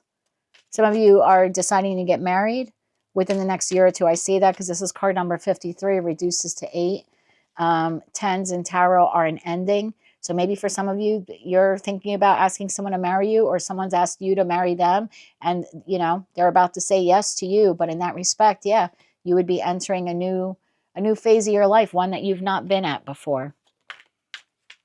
There's definitely something here of you're getting close to an old life ending. I was almost going to say old world ending. Tell me more about this for Libra. Stranger, take a breather, and support. One more shuffle here, please, Anne. Thank you. Knight of Swords. Take a breather, clarified by 5 of Wands. Support, clarified by 7 of Swords. Knight of Swords, clarified by the Three of Cups. Five of Wands, clarified by the Ten of Swords. Yeah, I know something's coming to an end. And Seven of Swords, clarified by the Eight of Wands. You're moving in a very stealth and strategic like way onto a new, I keep hearing a new way of living. Let's see where we go with this message. Page of Pentacles, the Tower, Ace of Cups. And there you go, my friend. So, stranger, curiosity, Knight of Cups, Three of Swords. You are curious and excited about this new path you're on. I don't know what this is for you. And if you're not, if you're not currently feeling this way, you will be feeling this way soon. For most of you, anyway, Libra, Sun, and Moon placements, taking inspired action to move towards happiness. Again, I don't know what that Three of Cups is for you. Maybe you're moving, you're relocating, you're finding new friends, you're finding a new way just to enjoy life, even if you're solitary and by yourself. Yeah, for some of you, you could be getting engaged, getting married. Maybe some of you are getting a divorce and you're celebrating your divorce. I don't know what it is for you, but it's coming in quick. For a lot of you, within the next week, you're either making the decision to move into this new territory, or you've already made a decision and this week you're finalizing plans, and therefore by the end of the week you will be in new territory. Definitely feeling like a stranger here in your life. Divine is telling you take a breather. Take a rest here. Five of Wands and Ten of Swords. Whatever is closing out for you, or you've decided to close out, there's no need to rush into the next chapter. It's unknown for you. There's a lot here for you to learn. Page of Pentacles in this new life. So I could be speaking to a Libra where you've moved into a new community and you just want to like get out there and do everything. And Divine's like, well, take a breather. Let's get your house set up first, or your apartment, right? Let's take it slow. Everything that's out there in the new community will still be there tomorrow and next week and the month after. Right now, let's heal from all the stress and strain, maybe even conflict that came with relocating. Same thing for those of you, maybe you have had a connection end here. That very well could be it. Three of Cups to the Ten of Swords could be something that you once celebrated in your life is now coming to an end. You're now a stranger in your life, right? Your relationship has ended. Your marriage has ended. Again, the Divine is saying, take a breather. We're supporting you on this journey. But right now, we kind of want you to be stealth and strategic and hold yourself back from it. Seven of Swords could be a card of strategy. Could be a card of like, hold yourself back. When it's ready to move forward, you'll know. Eight of Wands. No need to rush it. So, and look, I could be speaking to a Libra where you're dating someone and you want to ask them to marry you. Could be something like that. And the Divine is saying, okay, you've made that determination that this person you want to spend the rest of your life with. Take a breather, relax. Like you don't, you just met this person last week type of thing, right? You don't have to ask them to marry you this week. You could take your time with this. You're definitely in a new place. I'll tell you that. Spiritually, emotionally, physically, mentally, financially. This is no man's land here that you're entering, meaning you have not lived this chapter before. This is new for you. There's a lot for you here to learn. Ace of Cups, the Tower, to the Page of Pentacles. There's a lot here for you to learn. You're a student now. You've mastered that last chapter of your life. Now you're starting off this new chapter as a student. Page of Pentacles. So there's a lot here for you to learn about re-entering whatever this Ace of Cups is for you. New job opportunity, love. Maybe some of you went from Three of Cups partner to being single. Maybe from a third party to being just on your own. Take it all how it resonates to you. But it's almost like when you're ready for the Ace of Cups, the Divine will like help you get to it or will usher it in. No need for you to run towards it, right? Eight of Wands. You don't have to run blindly towards that Ace of Cups. When it's ready, boom, Divine intervention. It will just happen. It'll just happen for you. Pretty brief message here for you, Libra. Sorry, I don't have anything more in depth. I just know that something's closing out in your life. You're now a stranger in your life. Divine is saying, take a breather. This was a hard, if not a hard ending. I mean, for some of you, maybe it was a hard ending. Five of Wands, Ten of Swords. For others of you, it just took you a long time to close this out, like to learn a new job or to learn everything you had to. Now you're graduating from school, like whatever this old chapter is, former chapter that's closing out for you. It's taking you a long time to get there. It's been a lot of stress to get there. It's here now, whatever it is. No need to rush further. When you're ready, the divine will work in concert with you. Tower to the Ace of Cups to make that magical new beginning really take off. For this week at least, just breathe. Where are you headed, my love? Tell me more about that Ace of Cups for Libra, Sun and Moon, Knight of Wands. When it's ready to come in, it'll come in fast. Knight of Wands. And you'll be excited about it, and you'll be passionate about it, and it will inspire you. Tell me more about the Ace of Cups here for Libra, Sun and Moon. One more shuffle. Thank you. Ace of Cups clarified by Ace of Swords. When I'm right, I'm right. When it's meant to happen, it'll happen. King of Pentacles and Death. The transformation of your life, transformation of your finances, transformation of love in your life. 10 of Wands, the burdens being released, strength, the 5 of Cups, all this stuff. I feel like, I just feel like you have gone through a lot to get to where you are. And there's no need to rush this new beginning, at least for this week, right? During this planet parade, next week, maybe 2 weeks. I seriously, if I were a Libra and I was resonating with this, I would take my time. Maybe in 2 or 3 weeks, get out there and explore the new community, or put yourself out there to meet someone new in love. Like when you're ready. This is kind of like when you're ready, we will work in concert with you, so you can truly finish the transformation of your life in a very grounded way, King of Pentacle way. Moving forward in a very very King of Pentacle or Queen, take it how it resonates to you. Way more spiritual now, way more intuitive now than you were before. So again, whatever loss this was, 5 of Cups, this change, the burdens, they shaped you, they changed you. And because of that, they've now put you on a new life path. So it's here, it's waiting for you. Just take a breather for the next week. And then I would say, if you feel inclined to move towards it, because you and the divine are here. You're here. Like what you want is now here for you. I think in your tarot card for the week, I said like limited time only. Like you'll know when you're ready. But yeah, just take a breather for this week and then move forward, because something really beautiful is entering your life in this next chapter after this ending. If you're a Libra leaving one connection for another, you won't be alone for long. Just take that how it resonates. Again, when you're ready for your love life to be transformed and you sync, thank you, Mercury retrograde. When you signal to the divine that you're ready for new love, it's like, bam, it comes in. Ace of Wands, Ace of Swords. And, you know, is it all rainbows and unicorns from there on out? No, but it's a lot better than what you left. So that's what I have for you, my love. Something in your life coming to an end. You're being put on a new path. You're being supported by the universe in this new chapter of your life. Take a breather, relax. Next week, week after, when you're ready to move forward, everything will align for you just as it was meant to.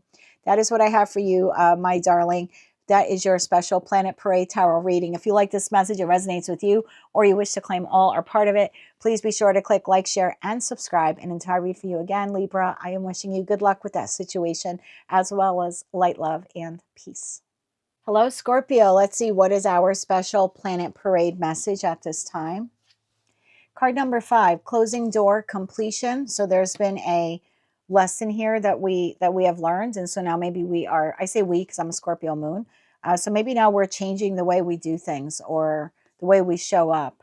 First quarter moon in Aries, step into your power. Aries is ruled by Mars. Mars used to be attributed to Scorpio. Then they changed it to Pluto. But I still feel the effect of Mars. So like when it was in retrograde, I felt it. When it went direct last week, was it last week, week prior? Last week, I believe, I felt it. I actually had a couple of tower moments in my life. So yeah, now it's time for us to maybe make a change and step into our power, or take the inspired action to do that. The falling moon, releasing blocks, and maybe releasing the blocks, even if they're just mental, right? Maybe the way we thought of something. Releasing the blocks in order to step into our power. There was a lesson here that we learned. Tell me more about this for Scorpio, Sun and Moon. Closing doors, stepping into their power, and releasing blocks. Change is on the horizon for you. Bottom of the deck, Six of Cups, maybe concerning your spiritual connections, your soulmate, soul bond connections, whether they're with friends, family members, or lovers. Yeah, again, I get this feeling of like maybe changing the way you show up in it, we show up in it. Tell me more about this for Scorpio, Sun and Moon. Closing doors, stepping into their power, and releasing blocks. One more shuffle now. Thank you. This is being clarified. Wow, the world. I did say, I think I mentioned the world card. You've learned the lesson, not doing that anymore, whatever that has been for you. Stepping into your power, clarified by the Three of Pentacles, taking inspired action, now putting work into doing something differently, releasing blocks. Eight of Pentacles. Yeah, you've mastered this. So this was a lesson. I know I hate when people say that. The world card being clarified by the Fool. Holy Jesus. Do you know how rare it is? I don't know who else had this lineup, and I use a different deck for all of you. So you'll have to, I hate to say go through and look, but when I channel these, the messages exit as quickly as they entered. I normally, I have to sit and watch the video again after I record it. So usually while it's uploading to YouTube, that's when I'm watching it. And then at that point, I also write down the timestamps for all of you. So I forget who else had it. Maybe Taurus, maybe Gemini. I don't know. To have the world, the end and the new beginning in a reading, I think any tarot would tell you in a 4-card spread is pretty amazing. Three of Pentacles, clarified by 10 of Pentacles. Look at that shift and change. Eight of Pentacles, clarified by the Knight of Cups. And now we're ready to do relationships differently. Holy Jesus. Bottom of the deck, Temperance, Queen of Swords, Seven of Pentacles. Took us a long time to get here. Took us a long time to get here. So we are closing the door on the way we used to do relationships. Now, look, if it's not your reading, it's not your reading. Just take it how it resonates. But I know as a Scorpio moon, I can definitely relate to the downloads I'm getting right now. We're closing the door on the way we used to show up in relationships with friends, family members, acquaintances, lovers, you name it. Whatever we were doing, and it's different for all of us, wasn't really benefiting us. Maybe it was benefiting the other person. Maybe it was keeping them in our life, but to our detriment, to our sacrifice. There's just something here of, yes, I can keep you in my life. Or maybe some of you, you'll choose not to keep this person. I don't know. Make your own decisions, right? But it's almost like either I could keep that person or I could just have new people in my life, but different. Because I'm going to show up different. I'm not sacrificing myself anymore. The way I've done, and again, I say I because I'm a Scorpio moon, the way we've done relationships, over. Lesson learned, got the t-shirt, the heartache, thank you very much. Still love you. Maybe I'll let you in my life. Maybe I won't. Maybe it's Maybelline. Doesn't really matter. But I just know that next time around, whether it's with you or someone else, the old Scorpio won't be showing up. That's done. Clarified by the Fool. Yeah, whole new beginning here. Not repeating that mistake again. Again, whether you're keeping that person or those people in your life or not, in relationships in general, will never show up the way we did before, because the way we showed up before was to our detriment. Now we're ready to step into our power. Three of Pentacles to the 10 of Pentacles.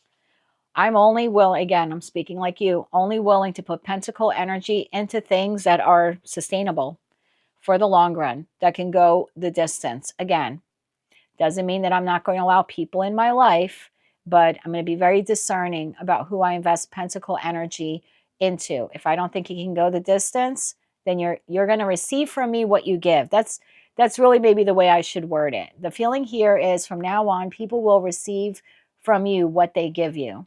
No more, no less. And if I don't think it can go the distance, you're getting bare minimum from me, if anything at all.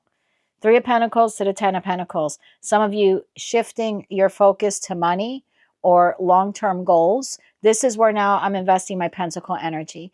Maybe before I invested all my pentacle energy into waiting by the phone for that person to call and text. Well, the minutes and hours and days and weeks and months and years have gone by, and I've lost all this time. And time is the most valuable pentacle that we have.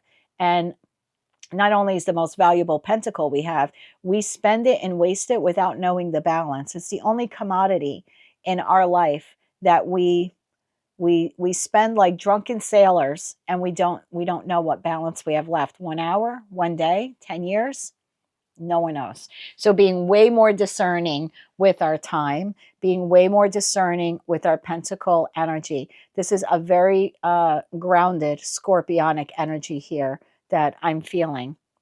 So I can love you. I could still be the emotional Scorpio and love you, but not to my detriment. Mm-mm. Not to the loss of my pentacles, my time, my love, my money, etc., etc., my energy. Nope. Working on your money, working on your long-term goals, and only investing in connections that invest in you. There's equal reciprocity, or there's not. Otherwise, you're just going to receive from me what you give. That's it.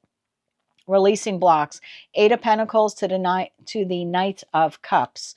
You've been working on this, whether you've realized it or not, whether it was just through this one connection you had or a series of connections, right? I often say, same lesson, different meat suit. So maybe you had to go through this over and over again with the parent and then a childhood friend, you know what I mean? And then your first boyfriend or girlfriend, or just throughout life, you kind of encounter the same lesson, different meat suit. Again, doesn't mean that those people were bad or they're not meant to be in your life or you should shut the door on them. But what was bad was the way we showed up, the overgiving side of ourselves. That's what we need to change. Not maybe completely eradicating the people in our life, but showing up in a way that respects like where we're respecting ourselves first. And we've mastered this through a series of lessons. We've mastered this. The lessons learned, it's done. Temperance to the Queen of Swords to the 7 of Pentacles. Moving forward in my investments, I'm going to be very balanced and very discerning. Queen of Swords. I love this. This was like a learning experience. Page of Swords. You were a teacher. We had to learn this. We had to learn 2 of Pentacles, how to balance this out. Again, doesn't mean I don't love you, but I can't love you to my detriment. Huge, huge lesson. Okay. Stepping into your power now, you will be moving differently for most of you. I mean, you have the divine gift of free will. You could go back to doing things how you did and wait by the phone and wait by the door and wait by the window, wait. You could keep doing that, or you could decide, I'm not going to wait by the phone and the window and the door. My time is valuable. If that person calls, they call. If they text, they text. And when I have time, I will respond accordingly. And if they don't, no sweat off my nose, because I have other things to do, places to go, people to see, hobbies to learn, projects to tackle. Wow. Very different message here for you than a lot of the other signs. Tell me more about this. Where is Scorpio headed now that they've learned this very valuable lesson? So moving forward, you'll be balanced and you'll be discerning and very careful, very guarded when it comes to your pentacle energy. Where are you headed? Wish fulfillment. I love that. Tell me more about this for Scorpio. I was almost going to jinx us by saying something. I'm not going to say it. Please don't let it show. Please don't let it show. Please don't let it show. Where's Scorpio headed now? One more shuffle, please, and thank you. Where are we headed now? King of Cups. Going from Knight of Cups to King of Cups. Now we're more emotionally balanced when it comes to love. 3 of Wands. Turning our back to the past. Again, just to the way we showed up in our connections.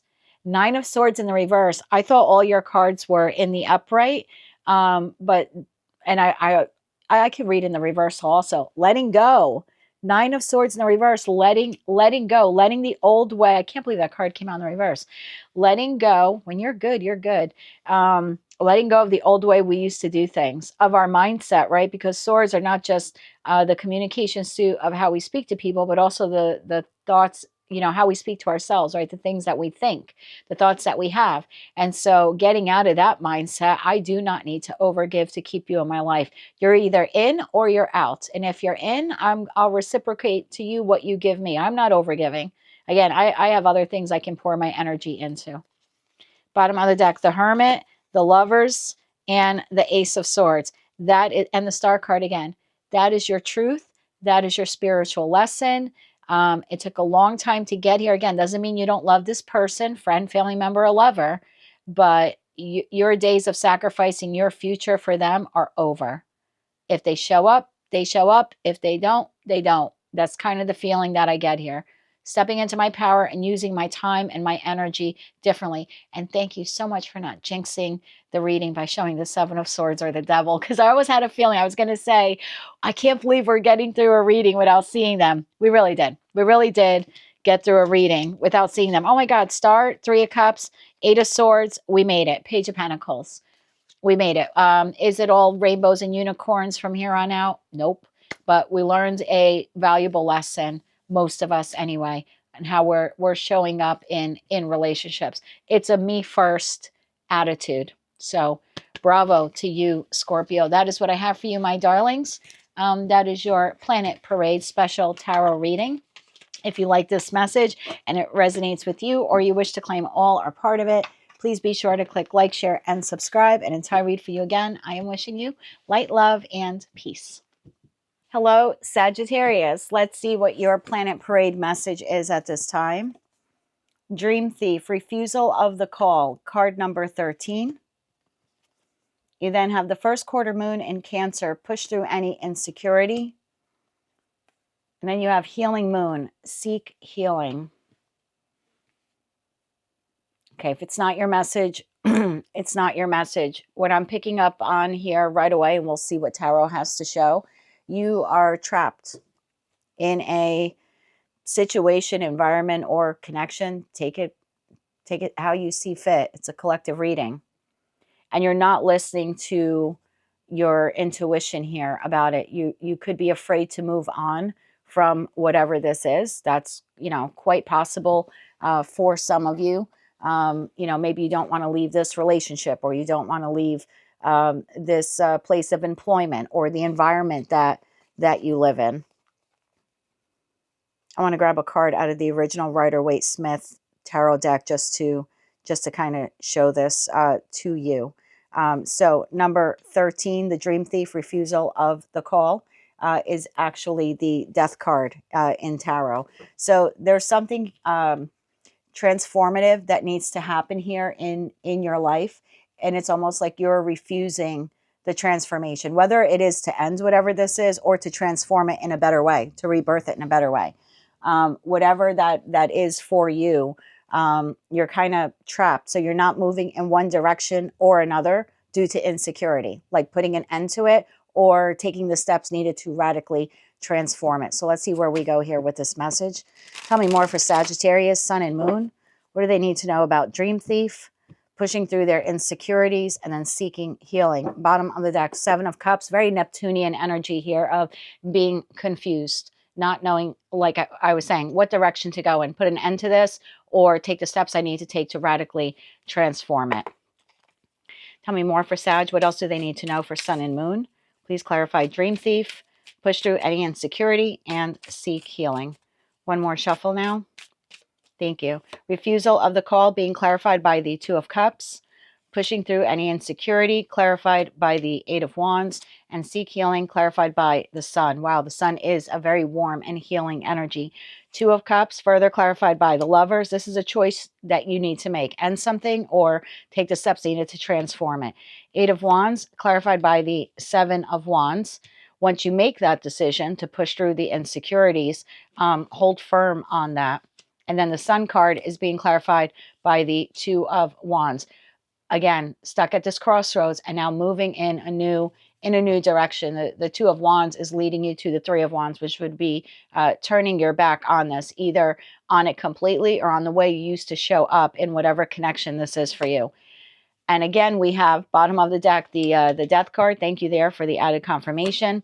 The King of Cups and the Queen of Wands. That leaves the High Priestess to the Ten of Swords, to the Ten of Cups here, and then we see the Seven of Cups again at the bottom of the deck. So I don't know what this Two of Cups represents for you. It is a soulmate, soul bond connection. Could be with a friend, a family member, a lover, could even be an acquaintance or a coworker. It definitely is a connection in your life. So, I mean, if you want to apply this to an environment or situation, you can, but I'm going to read this as a soulmate, soul bond connection. However you define that, and whoever this individual is different for all of you, but that's the way this message is playing out. So, for some of you, you are refusing the call to end the connection. You're staying in it out of insecurities. For others of you, you're refusing the call to enter a love connection again, afraid of doing that because of insecurities. Take the messages how they resonate to you. The one thing you all have in common is you're not listening to your intuition to transfer your life when it comes to love. Two of Cups and the Lovers. There's a choice here that you need to make. Some of you are staying in a connection that really isn't that good for you. You know that. You intuitively know that with the High Priestess energy, but there's a level of insecurity here that keeps you trapped in this connection, incapable or unable to put an end to it. Pushing through the insecurities. For some of you, this pushing through the insecurities would require you to have like strong boundaries with this person, standing up to them. And some of you, again, for whatever reason, different for all of you, and I'm not faulting you or pointing fingers, but some of you are at this time unable to do that, or at least up until this time, unable to do that, unable to move forward and leave this connection in the past. Again, some kind of insecurity here. Maybe you have shared resources with this person. You don't want to get the divorce because it's like, well, what do I do then?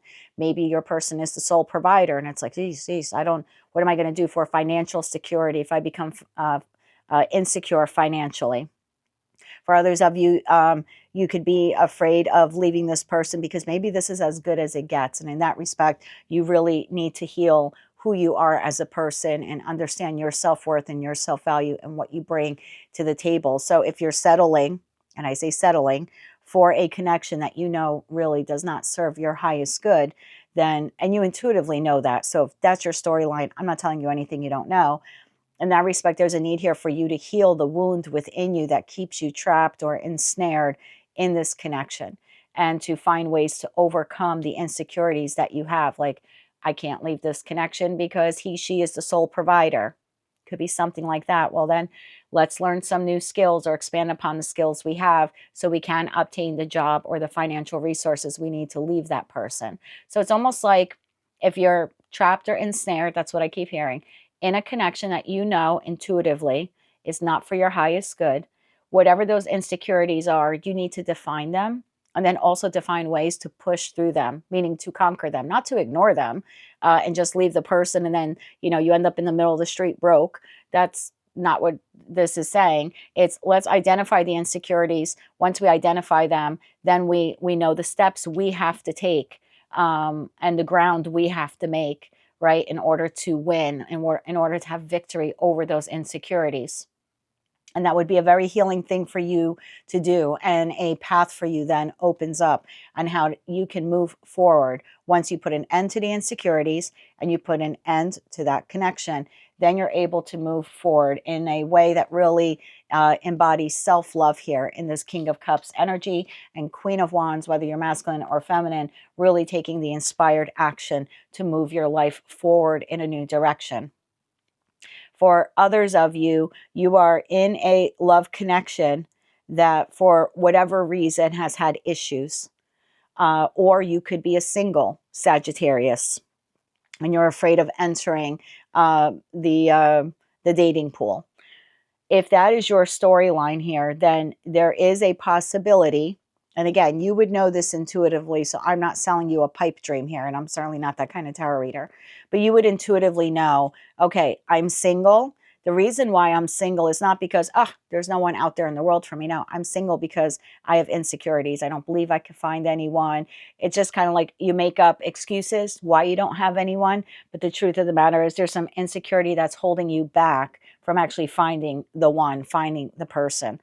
And so in that respect, again, identifying those insecurities, what is holding me back from entering the dating pool? What do I need to do to heal myself, to work on my self-worth, to know my boundaries? Maybe you had a really bad connection in the past and now you're afraid of exploring a new one or even looking for a new one, right? because maybe you need to work on your boundaries based on these past lessons from this past connection or past connections. So moving forward, you don't repeat them. And then for others of you, like I was saying, you could be in a connection that has had a lot of issues. And you could be at a crossroads right now of like, well, do I want to heal this or do I want to leave it behind completely? And if you're looking to heal it, how can you heal it in a way that respects you and respects the other person, not in a way that, depletes you or is a detriment to you? So 3 kind of different groups of Sagittarians here. Some of you in a connection that's very unhealthy. You're refusing to listen to the call that you need to identify your insecurities. Why are you in that connection? And then healing those wounds and insecurities so you can put an end to that connection and move through in a more inspiring and balanced way, and in a way that really says, I love myself truly for who and what I am and what I bring to the table. And so I'm not going to stay in this, and I won't allow my insecurities to get the better of me and force me to stay trapped in a connection I know isn't good for me or isn't healthy. And then again, some of you are single, and in that respect, why are you single? And if there are insecurities that are holding you back, let's identify them. Let's heal them. Let's find a way to address them so we can then move forward and transform our relationship status or the relationships in our life, right? To be able to move forward and then find an individual.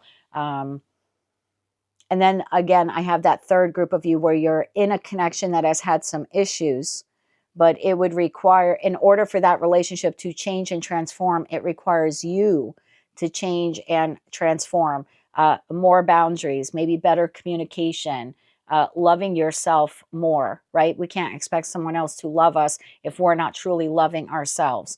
So regardless of where you are on that spectrum, where you're single and there are insecurities preventing you from finding someone, you're in a connection that's toxic, but there are insecurities preventing you from leaving that someone, or you're in a connection that's struggling, but the change can't just come from your partner. You can't just expect your partner to change. There's something within you that has to change as well. For some of you, it is just having healthy boundaries. In that respect, identifying that wound and healing it so you can transform the connection to something that is equally loving and equally vibrant for both of you. Not a relationship that you're just existing in and it is depleting you. So you intuitively know, you're a pretty intuitive sign, Sag. You're my opposite sign. I'm a Gemini. So I do feel here like whether you're in 1, 2, or 3, you know it. I don't need to tell you what you're in, and it is a collective general reading, so I'll leave it up to your discretion. But you know if you're in a relationship you shouldn't be in. You know if you're single, why you're single, and what insecurities you have to get you out of that rut. And I call it a rut because I feel like I'm speaking to a Sagittarius who's single and doesn't want to be single. Like if you're single and you're truly, truly happy, good for you. God bless you. I'm not trying to push you to get into a relationship. It's specifically for Sagittarians who are single. They want someone, but there's insecurities holding them back from finding someone. And then, like I said, that third group of you where the relationship can transform, but it can't be, the transformation of it can't just be 100% in the lap of your partner. There's something within you that needs to transform as well. Bottom of the deck, the Hierophant. I like this a lot for you, Sag. So yeah, first of all, figuring out which one of those you are, what message resonated there for you, 1, 2, or 3. Once you identify those insecurities and you find a way to heal that wound that's preventing you from moving forward in whatever path it is that you need to move in, hold firm to that. Be loyal to yourself when it comes to that decision, regardless of or how the other person is going to react. And I'm speaking specifically for those of you where you're in a connection where you're refusing the call to leave the connection, to put an end to it. Out of fear or insecurity, what will the other person say? If you really feel that that connection no longer serves your highest good and you want to move on from it, it's time for you to hold firm to that and really, really move on from it. Where's Sag going once this death or rebirth happens for them? Bottom of the deck, the Moon. So this is something you don't see coming. Let's get 3 cards for Sag, please. One more shuffle here, please, Anne. Thank you. Where are you headed, my love? The 4 of Pentacles, the 9 of Pentacles, and the Ace of Cups. I love that for you, Sag. Bottom of the deck, we have Temperance, your power card, again, to the High Priestess, and then the King of Swords. So, again, regardless of whether or not you're in group 1, 2, or 3, identifying the insecurities, addressing them, holding firm to now I've identified them, so now I'm going to make the healthy choices I need to make in order to push through them, move forward, whether I'm ending being single or ending the connection or ending the relationship the way it was and transforming it into something better.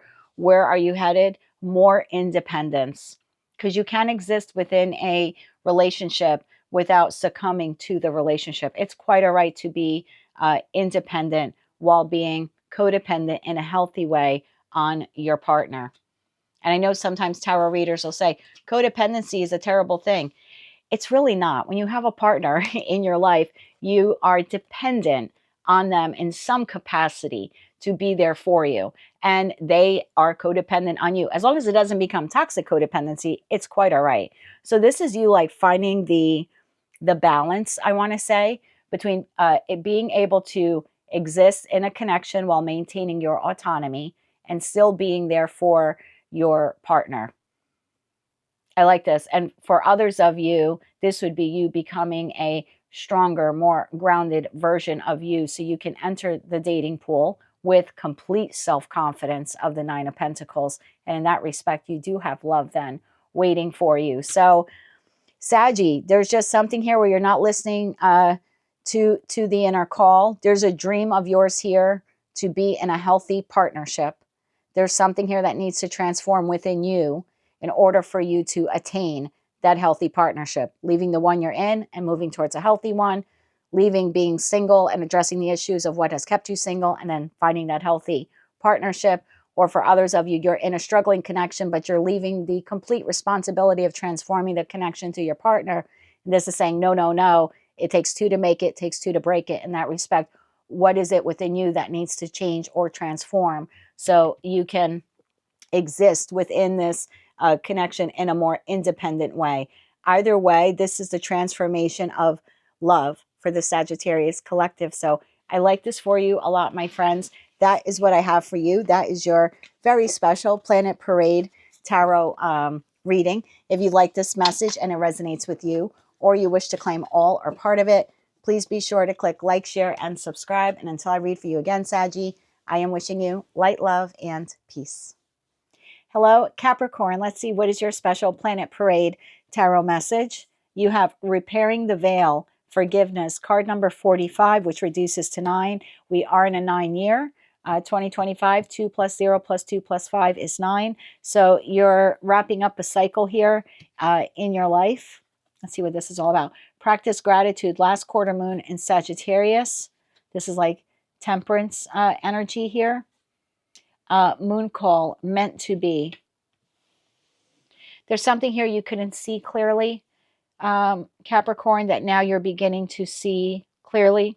There might be a need here for you to forgive someone or to forgive yourself in order for you to move forward.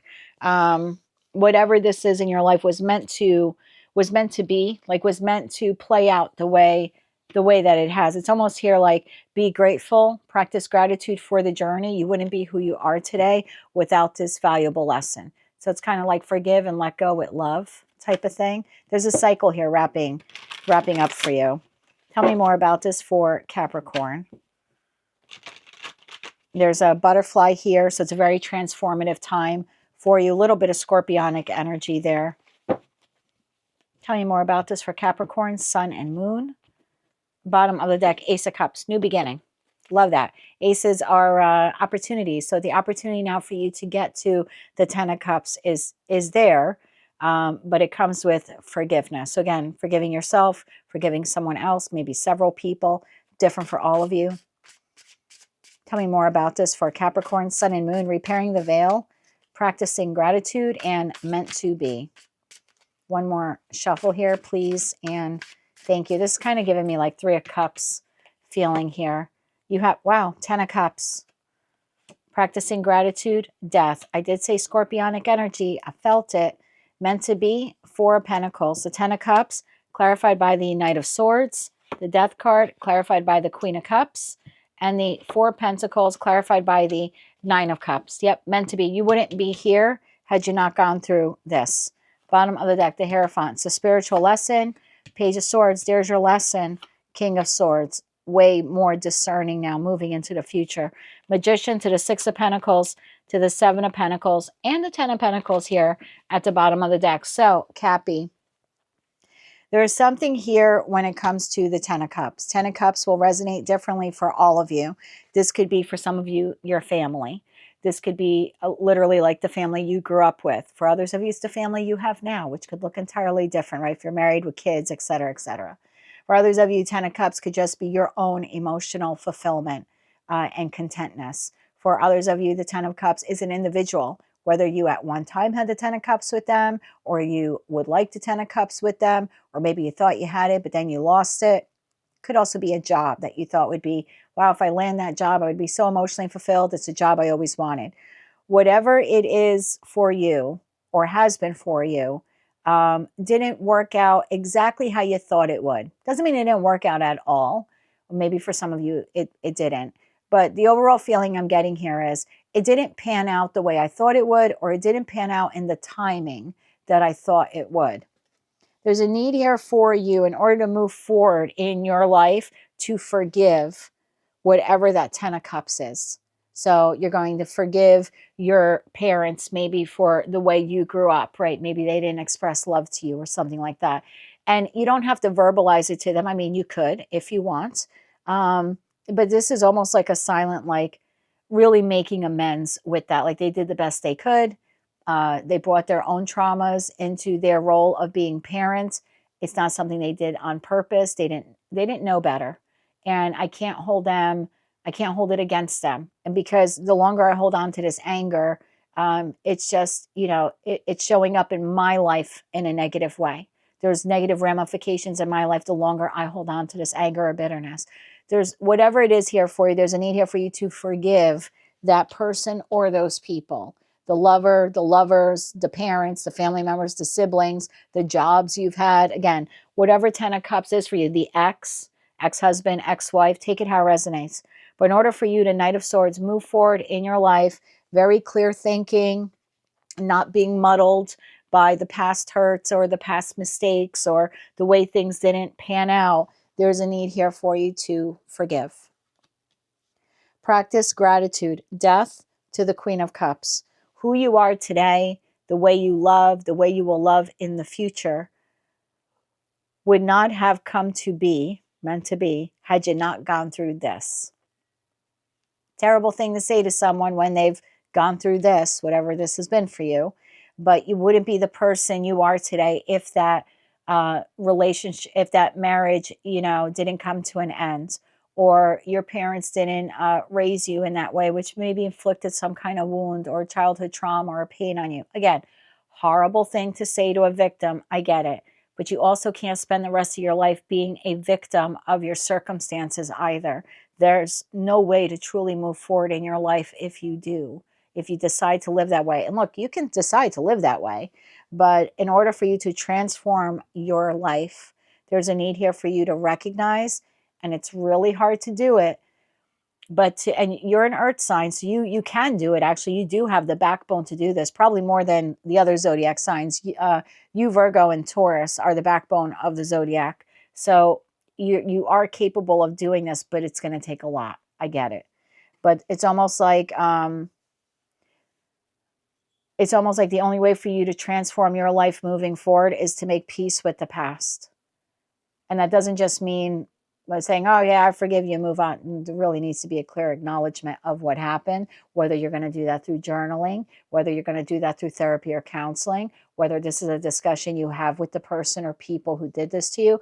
However you choose to heal, all this message is asking you to do is to make the choice to heal once and for all. And when you forgive, it's not that you forget, but you forgive and you move on in a healthier way. So you can forgive, let's say, I'm going to use parents as an example. You forgive your parents. You don't have to excommunicate them out of your life if you don't want to. Choice is yours. Use your discernment. But it just means that a year from now, or maybe a week from now, when you fight with your parents, you're not going to bring up what they did when you were 6 years old. or 26 years old or whatever. You know what I mean? There's a forgiveness means a clean break from the past. It's hard to do that, but radical acceptance leads to radical change and transformation. So there's almost this feeling of here, looking back at your life and all the things that didn't work out for you the way you thought that they would have, and finding peace with that. That had to happen. That marriage had to end. These are the lessons. I'm going to find gratitude in the lessons that I learned, right? Because my parents behaved that way towards me when I was a child, I now will incorporate those lessons and I will be a better parent or step parent or friend or lover, etc., moving forward. Four of Pentacles to the Nine of Cups. It was meant to be. As long as you, Four of Pentacles, hold on to that loss and the grief and not giving forgiveness to them, to yourself, to the situation, that's the only thing holding you back from your wish fulfillment, true happiness, however you define that. So, you know, I could be speaking to a Capricorn now where you're watching this video and you're like, I don't know what the hell she's talking about. I'm fine. My life is great. It's not. For the collective, meaning the majority of Capricorn, Sun and Moon placements, at the heart of it, it's not, because at the heart of it, you're still holding on to resentment or hurt or pain over something that didn't really work out the way you thought it would or in the timing you thought it would. So if you're wondering why it's difficult for you to like manifest the life you want and stuff like that, it's because there's no energy for what you want. I'll give you a quick example. I love purses, right? In fact, for Valentine's Day, my boyfriend just got me another Kate Spade bag. I love Coach. I love Kate Spade. I can't afford them, but he can.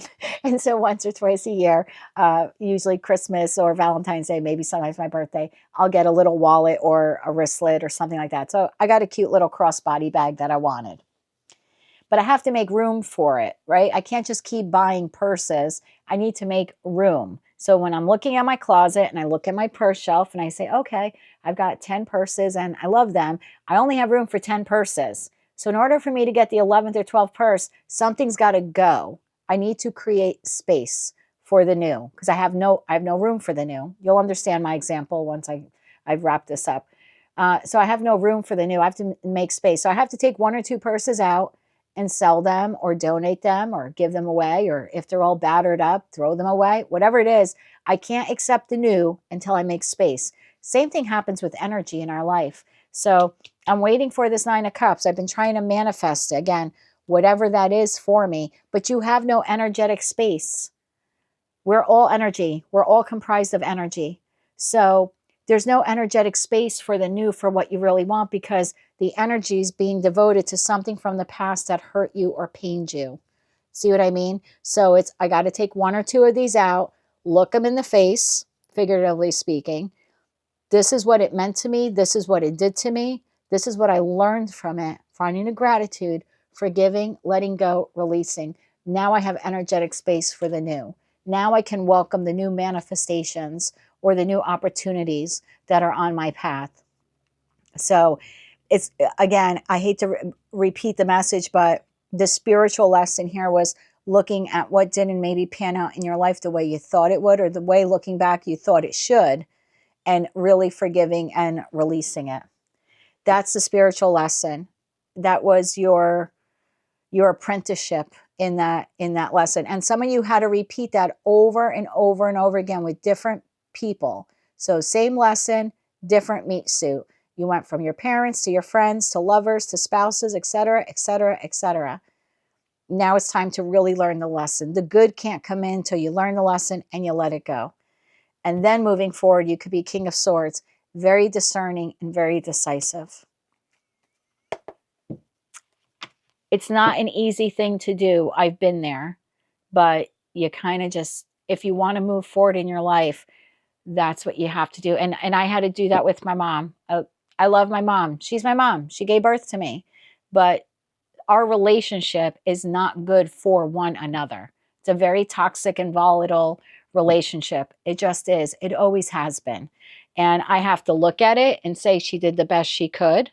She was traumatized, or maybe didn't have the best upbringing, or whatever her reasons are. I have to accept them and say, with what she had, she did the best she could. Did I have the best childhood ever? No. But I have to be grateful for the childhood that I did have. and for the lessons that I learned. And so because of those lessons, when I did have the chance to become a parent later in life, a step parent, I was a far better step parent than my parents were to me growing up. I went to the dance recitals. I went to the gymnastic things. I was involved in the kids' lives. I helped them with their homework. I loved them unconditionally. I taught them lessons, and I didn't just abandon them, and I didn't put my own needs first. In fact, I went so far as to say, I'm not going to have my own children because I'm going to put my husband's children before even my own needs. I really, really love those kids and still do to this day as if they were my own. I became the parent I didn't have. So there's something like that here where it's looking at that person or those people and saying they did the best they could. I learned a valuable lesson. I'm not going to repeat that again. You could welcome that person back in your life, or you could do what I've done and decide not to invite that person back into your life. It's your life. But the moment you clear that out and you make energetic space, that's when the new comes in. And that's the truth. Where is Capricorn headed if they're able to do this? 10 of Wands, releasing those burdens, those old emotional bags you've been carrying with you for so long, finally being able to release them in that 10 of Wands energy. Tell me more about this for Capricorn, Sun and Moon. One more shuffle. Thank you. Where are you headed, my love? 8 of Swords, Knight of Cups, 3 of Pentacles. A new way of thinking, a new way of loving, a new way of showing up, a new way of how you will invest your pentacle energy in connections moving forward. Page of Cups, 5 of Pentacles, 2 of Swords, 9 of Pentacles. Was a hard lesson. It was. They were hard lessons for some of you, plural. Again, I'm getting very student vibes here, so that's why I keep going back. When I see the Hierophant in this type of reading with the Death card, and then I have two pages here. It's like that's what you had to learn to become independent, truly independent. Nine of Pentacles. So I like this for you, Capricorn. I don't like what you had to go through, but there's a need here in order for you to move forward in your life. Again, use your own discretion, intuition. If you don't want to do this, you don't have to. There's a need here to look at all of those past connections that didn't work out. See the lessons in them. Find the gratitude in them. Forgive and let go. That means not moving forward with any bitterness or resentment in your heart for them. It's saying that was a karmic connection. That person was put on my path, whether they were a friend, family member, or lover. They were put on my path so I could learn a karmic lesson from them. I learned it. I got the t-shirt. Thank you very much. Now I can move forward. I have no resentment. It's changing our perspective, right? When and again, I'll use my mom as the example. Growing up, I was always like, well, why can't she just be like blank? Why can't she just be, if she was only like blank, things would be different, right? If she could be like this person's mom or that person's mom, that's growing up. We all kind of think those things, right, of our parents. But as I entered more into my spirituality, I realized she's a karmic, even though she has the title of mom. There were valuable lessons that I had to learn in that connection that I could not have learned in any other connection in my life. There were lessons I had to learn. And so I also had to learn that now that I've learned those lessons, I can close that book cleanly. There's no remorse or regrets or anything like that. I can finally close the book on that connection. I'm no longer bitter or angry or hold any resentment for who she was or how she wasn't or anything like that. Instead, I'm grateful. Instead of seeing her as a disappointment, I now see her as a lesson. And man, am I grateful for those lessons, because now I don't have to repeat them again in my life. I got it. I got the t-shirt. I got it. Thank you, Mom, for the lesson. But now the next chapter of my life doesn't include you. Some of you are going to do that. You're going to forgive whoever this is and turn the page, and they're not on the next page of your life. And that's okay. Some of you will want to bring them along, but you'll just do that relationship differently. Do whatever works for you. But the message here is that you're not fully able to move forward and really claim your wish fulfillment until you let go of the hurt and the pain and the bitterness and instead replace it with gratitude.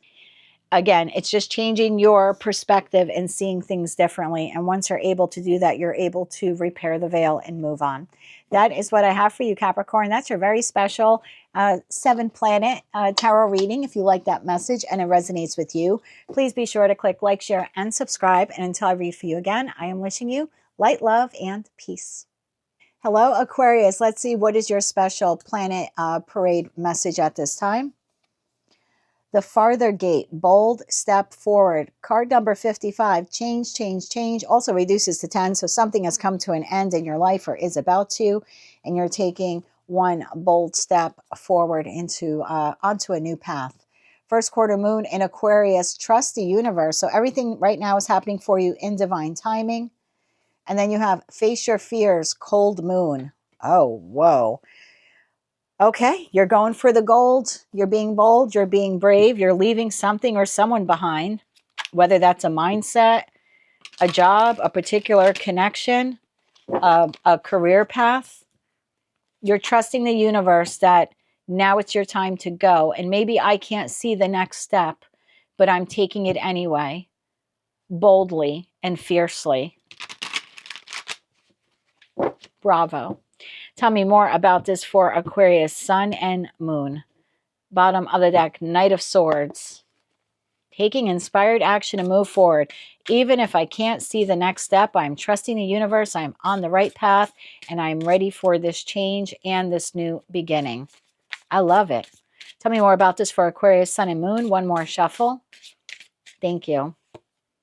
Eight of Swords.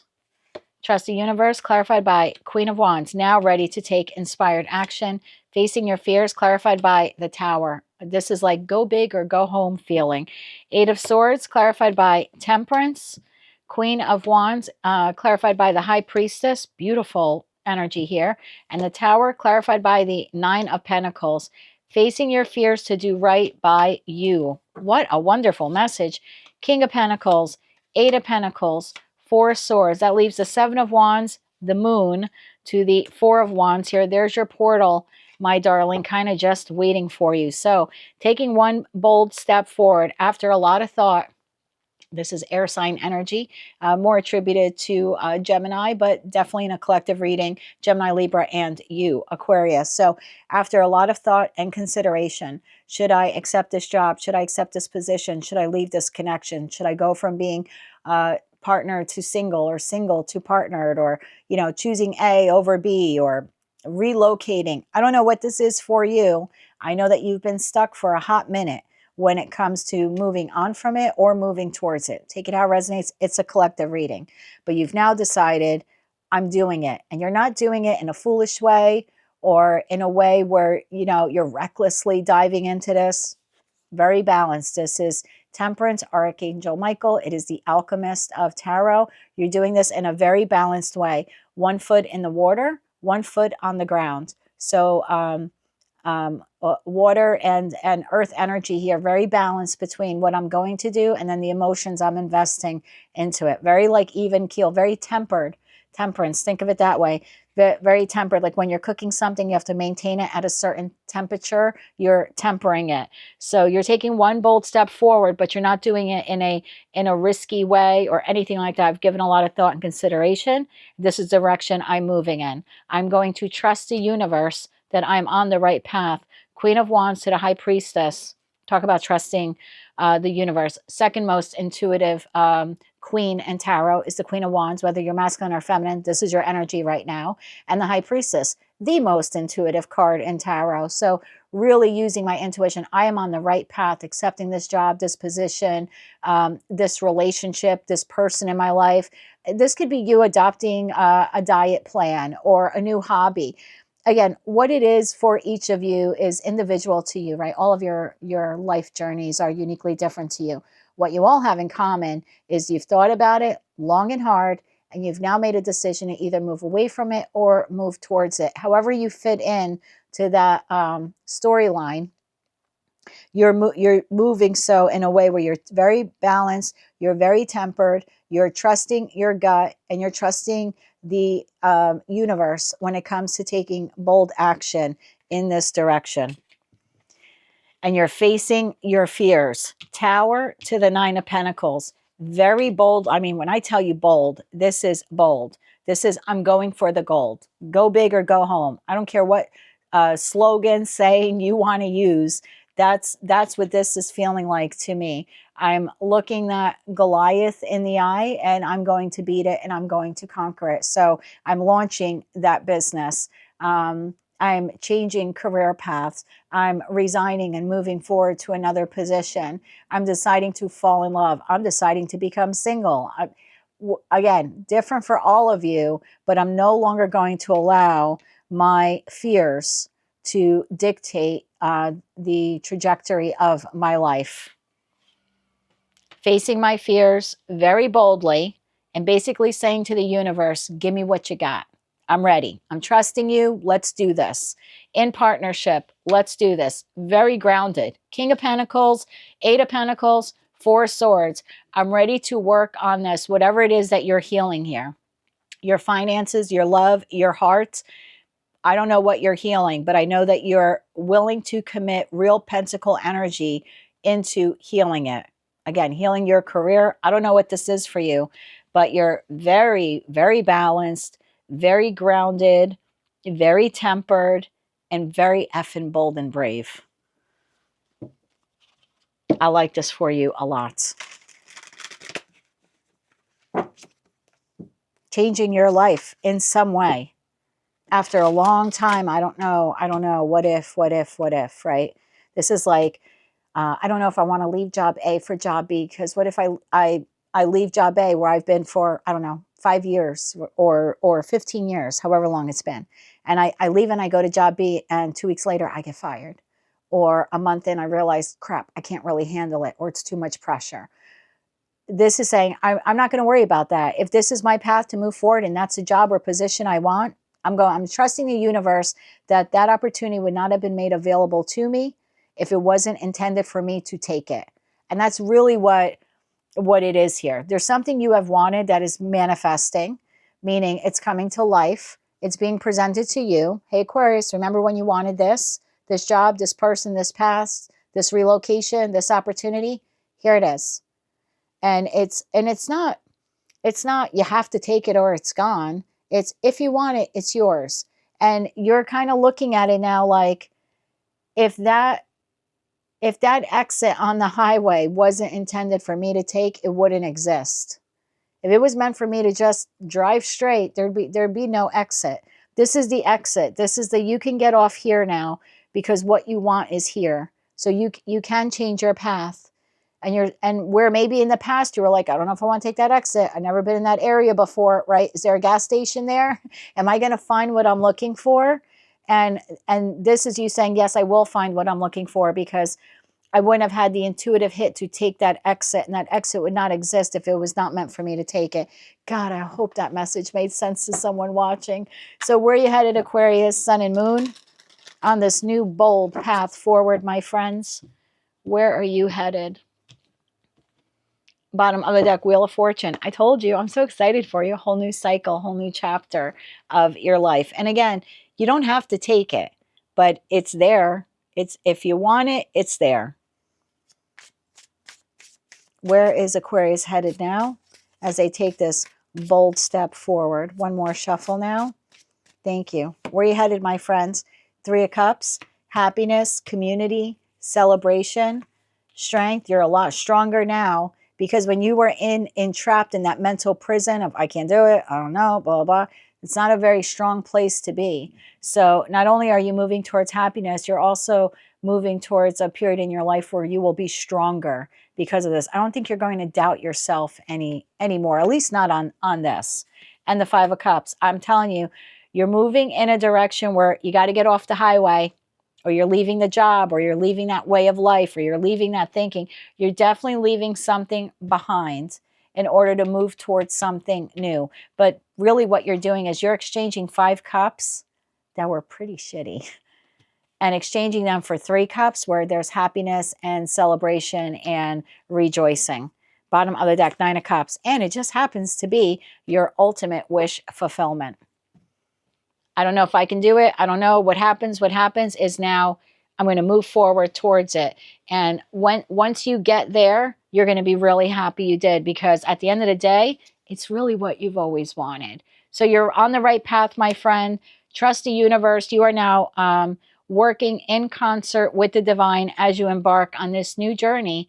Page of Wands here of your life. Good luck to you. Congratulations to you. I'm excited to see where the collective is going. But you would not have been able to get here until, you know, it took you standing up to your fears. That really was the only thing blocking you here. It wasn't other people or circumstances. It was your fear. I can do this. I can learn this. I can change this. I can become single. I can become partnered. Again, take it how it resonates to you. But step one here in the process was boldly facing your fears. And man, are you doing it. So bravo to you. That's what I have for you. That is your special 7-planet parade tarot reading. If you like this message, it resonates with you, please be sure to click like, share, and subscribe. And until I read for you again, Aquarius, I am wishing you light, love, and peace. Hello, Pisces. Let's see what your special 7-planet parade message is. Covenant, sacred contract, card number 7. I think you had that card in that same position maybe 3 or 4 months ago. New moon in Aquarius, open up to change. So your life is changing. There's a soulmate, soul bond connection here that's maybe coming to an end for you or has come to an end. And because of that, your life is radically changing or about to. Domicile moon, abundance. So that's kind of, you're opening up the gateway or the doorway to this new abundance in your life. And again, it's yours for the taking. You don't have to move in that direction. You don't have to open up to change if you don't want to. The message is simply telling you that you have a contract in your life that has expired. This would be the example of you have let's say you live in the United States, you acquire a home, you have a 30-year mortgage, right? At the end of the 30-year mark, you've paid off all of those months, all of those years of mortgage. The mortgage is done. The contract is complete. You could keep sending the mortgage company your mortgage payment every month if you so choose to, but you don't have to. You've completed the contract. The terms, the conditions, they've all been met. It's all done. The debt has been paid. So your karmic debt, when it came to this contract, has been paid. It's done. You could keep this person around in your life if you want. You could keep paying that mortgage payment if you want, but it's over. Like there's no more due on it. Your balance is 0. So now, in order to move forward towards abundance, you also need to be open to change. Tell me more about this for Pisces. I tell you, I have very little Pisces in my chart. I don't think I have any people in my life currently that are Pisceans. But you've really been on this. Oh, I got to fly in here. You've really been on this path of leaving behind an old life or an old way of living, and slowly, incrementally moving towards abundance and true happiness. Bottom of the deck, 7 of Wands. It's been a long fight. It's been a long fight. It's taken you a lot to get here. Tell me more about this for Pisces. One more shuffle here, please, and thank you. I don't know if flies are relevant to anyone watching. I don't know the last time I had a fly in this house, but there's one right there. So if he wants to hang out during your reading, he's more than welcome to. 10 of Pentacles. The contract is over. 10s are an ending. Open up to change. Knight of Wands. Now being able to take inspired action and move forward. Abundance clarified by 2 of Pentacles. Moving in a direction where it'll be more balanced for you. 10 of Pentacles clarified by the 8 of Pentacles. Knight of Wands clarified by the King of Pentacles. Look at all these Pentacles. And the 2 of Pentacles clarified by the 3 of Cups. Bottom of the deck, 5 of Pentacles, the Tower, and the 3 of Wands. That's what it took for you to turn, or what will take, because we're all on different timelines. But that's what it's going to take, or that's what has taken place in order for you to move forward. That leaves at the bottom of the deck 5 of Wands, 3 of Pentacles, and King of Wands, and Page of Wands. So this hasn't been an easy process for you, and I know because I've been reading your readings collectively since April of 2024. So I know it's been a long road for you. For some of you, this might play out over the course of the next 7 months, because that's card number 7, and that's the intuitive message I'm getting here. We're all on different timelines. For some of you, it's happening this week. For others of you, over the course of the next 7 months, you are closing out this contract with this individual. Your karmic debt with them or with the lesson they had to teach you is done. It's been paid. You want to keep that person in your life moving forward after that, you can. You certainly can. You can repeat that cycle and you could redo that contract, but it doesn't change the outcome and it doesn't change the lesson. And I go back to that example I gave you about the mortgage. It's done. It's paid. Zero balance. You want to keep paying the mortgage? Go ahead. It'll be a waste of your money to pay the mortgage because it's done. You want to keep this person in your life? It's kind of a waste of pentacle energy, time, love, money, etc., to continue pouring into a karmic contract that's been fulfilled. If this message is offending you, please check another placement. But I'm specifically speaking to a group of Pisceans, Sun and Moon, that a sacred contract, karmic contract in their life has come to an end. So some of you are aware of it.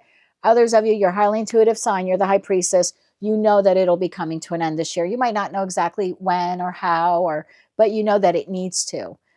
If that message isn't resonating for you, then it's just not your reading. 10 of Pentacles to the 8 of Pentacles.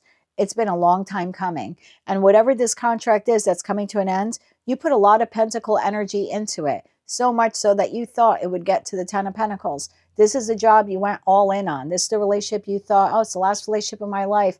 I'm going to go grow old and gray with this person in my life as a family member or my best friend for life or my lover. No matter how much work you put into it, you were never able to get to the 10 of Pentacles. You weren't meant to get to the 10 of Pentacles because that's not the purpose of that karmic contract in your life. I hope that makes sense to you. There were lessons you needed to learn, but that's where that person's role in your life begins and ends. For some of you, you learned it a lot quicker and you're further along on this journey. For others of you, you're just realizing it now like, oh, it wasn't me. It didn't matter how much I poured into this. It wasn't going to get to the 10 of Pentacles. And it's not the other person's fault either, ironically enough. It was never meant to go to the 10 of Pentacles because there was just a lesson here for you to learn. Example, I go back to that house mortgage. You have a 4-bedroom, 3-bath house, and you're paying X amount of dollars a month for 30 years. You're done paying the X amount of dollars every month for 30 years. Your 4-bedroom, 3-bath house didn't suddenly become a 22-bedroom, 15-bathroom mansion. It didn't suddenly become Buckingham Palace just because you invested so much money into it and paid that interest on top of the principal every month for 30 years. It didn't change what it was. It was never meant to be Buckingham Palace. Again, just an example. It was meant to be a 4-bedroom, 3-bath house. If you wanted Buckingham Palace, you should have invested then in Buckingham Palace. The lesson here is not to get mad that the house didn't suddenly turn into Buckingham Palace after 30 years. So, and I know that's tough for people to hear, especially when these sacred contracts that we make, like marriage, etc., come to an end. And I had to go through it after 24 years that my marriage to Tony ended. But instead of looking at it as a loss, I found gratitude that I had it and the lessons I learned from it and understood the person I am today is clearly a result of the 24 years of influence and hard lessons I learned in that marriage. So it's kind of changing your perspective on it.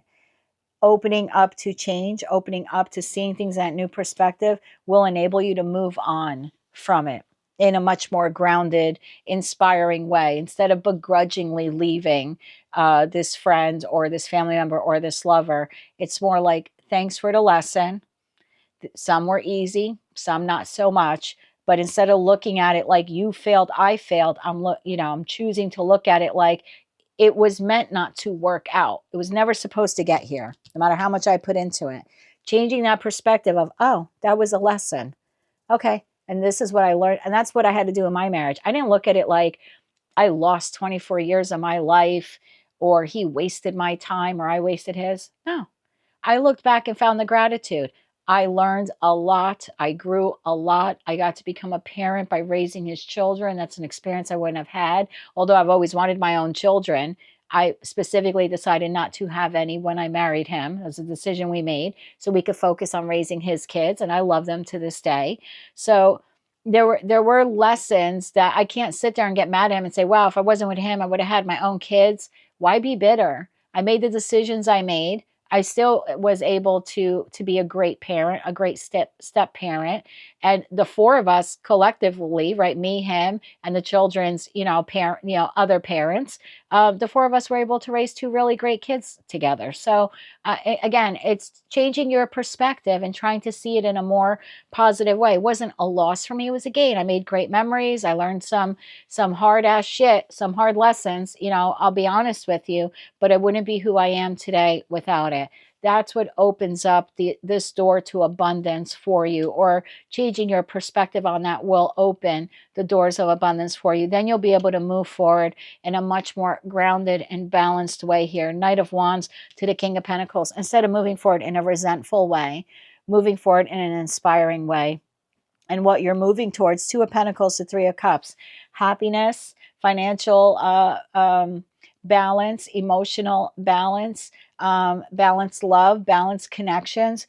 Overall, just feeling like you're in harmony. And you can't buy that. You just can't buy that. So Five of Pentacles, the Tower, and the Three of Wands.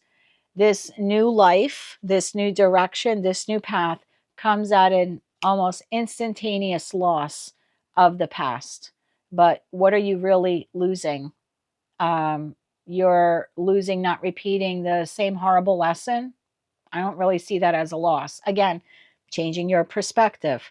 If you want to look at it as a loss, you can. When I left my marriage, I could have looked at it as, wow, I'm losing half of my money. Actually, I lost more than half. I ended up giving him everything just to be free of it, because I just didn't want to go back and forth anymore after 2.5, 3 years of the arbitration mediation. I was just like, fine, have it. I'll take my freedom. So I could look at it even to this day as, well, I had to start off from scratch. No, instead I look at it like, thank God for that lesson. I learned how to be independent, how to have my own space, how to build myself up, how to learn new skills, how to expand current ones. I learned how to put up sheetrock. I learned how to put down wood flooring. I learned how to install electronics in my home, things I never would have done before. So I could sit there and be bitter that I lost the Five of Pentacles or lost half my wealth or whatever, or I could look at it as my ability to move forward and become more independent in my life is a gift. That was a gift. And I'm finding gratitude in that. Maybe in the beginning I didn't. Maybe in the beginning you won't either. But if you continue to move forward and in a positive way and be open to changing your perspective, you too will get to that point one day, like I did, like many people did when we radically change our lives. And so I don't look at it anymore as a loss. I see it as it was an opportunity for gaining my independence, and I did. Five of Wands, Three of Pentacles, and King of Wands. Same thing. I would not have been able to take inspired action to build or rebuild my life without that conflict and discord. And if I want to be honest, and if you want to be honest, whatever it is or whomever it is you're leaving behind, it wasn't all that great. It just wasn't. It constantly was conflict and discord and not making you feel good enough, or maybe you not making the other person feel good enough. It wasn't happy and healthy. And the reason why I wasn't happy and healthy, it wasn't meant to. That wasn't the karmic contract. So where you headed, my friend, once you get to this point where you're turning your back on the past and you're moving forward, again, we're all on different timelines. Some of you are just coming to a realization that this is done, and I'm being open to moving forward without it within the next 7 months. Again, you're doing it in a smart way. This isn't like a F you and I think and this could be a job for some of you. But again, I just feel like you're doing it in a very grounded way. I'm going to find another job, find another place to live, and save some money. You're doing this in a very balanced way.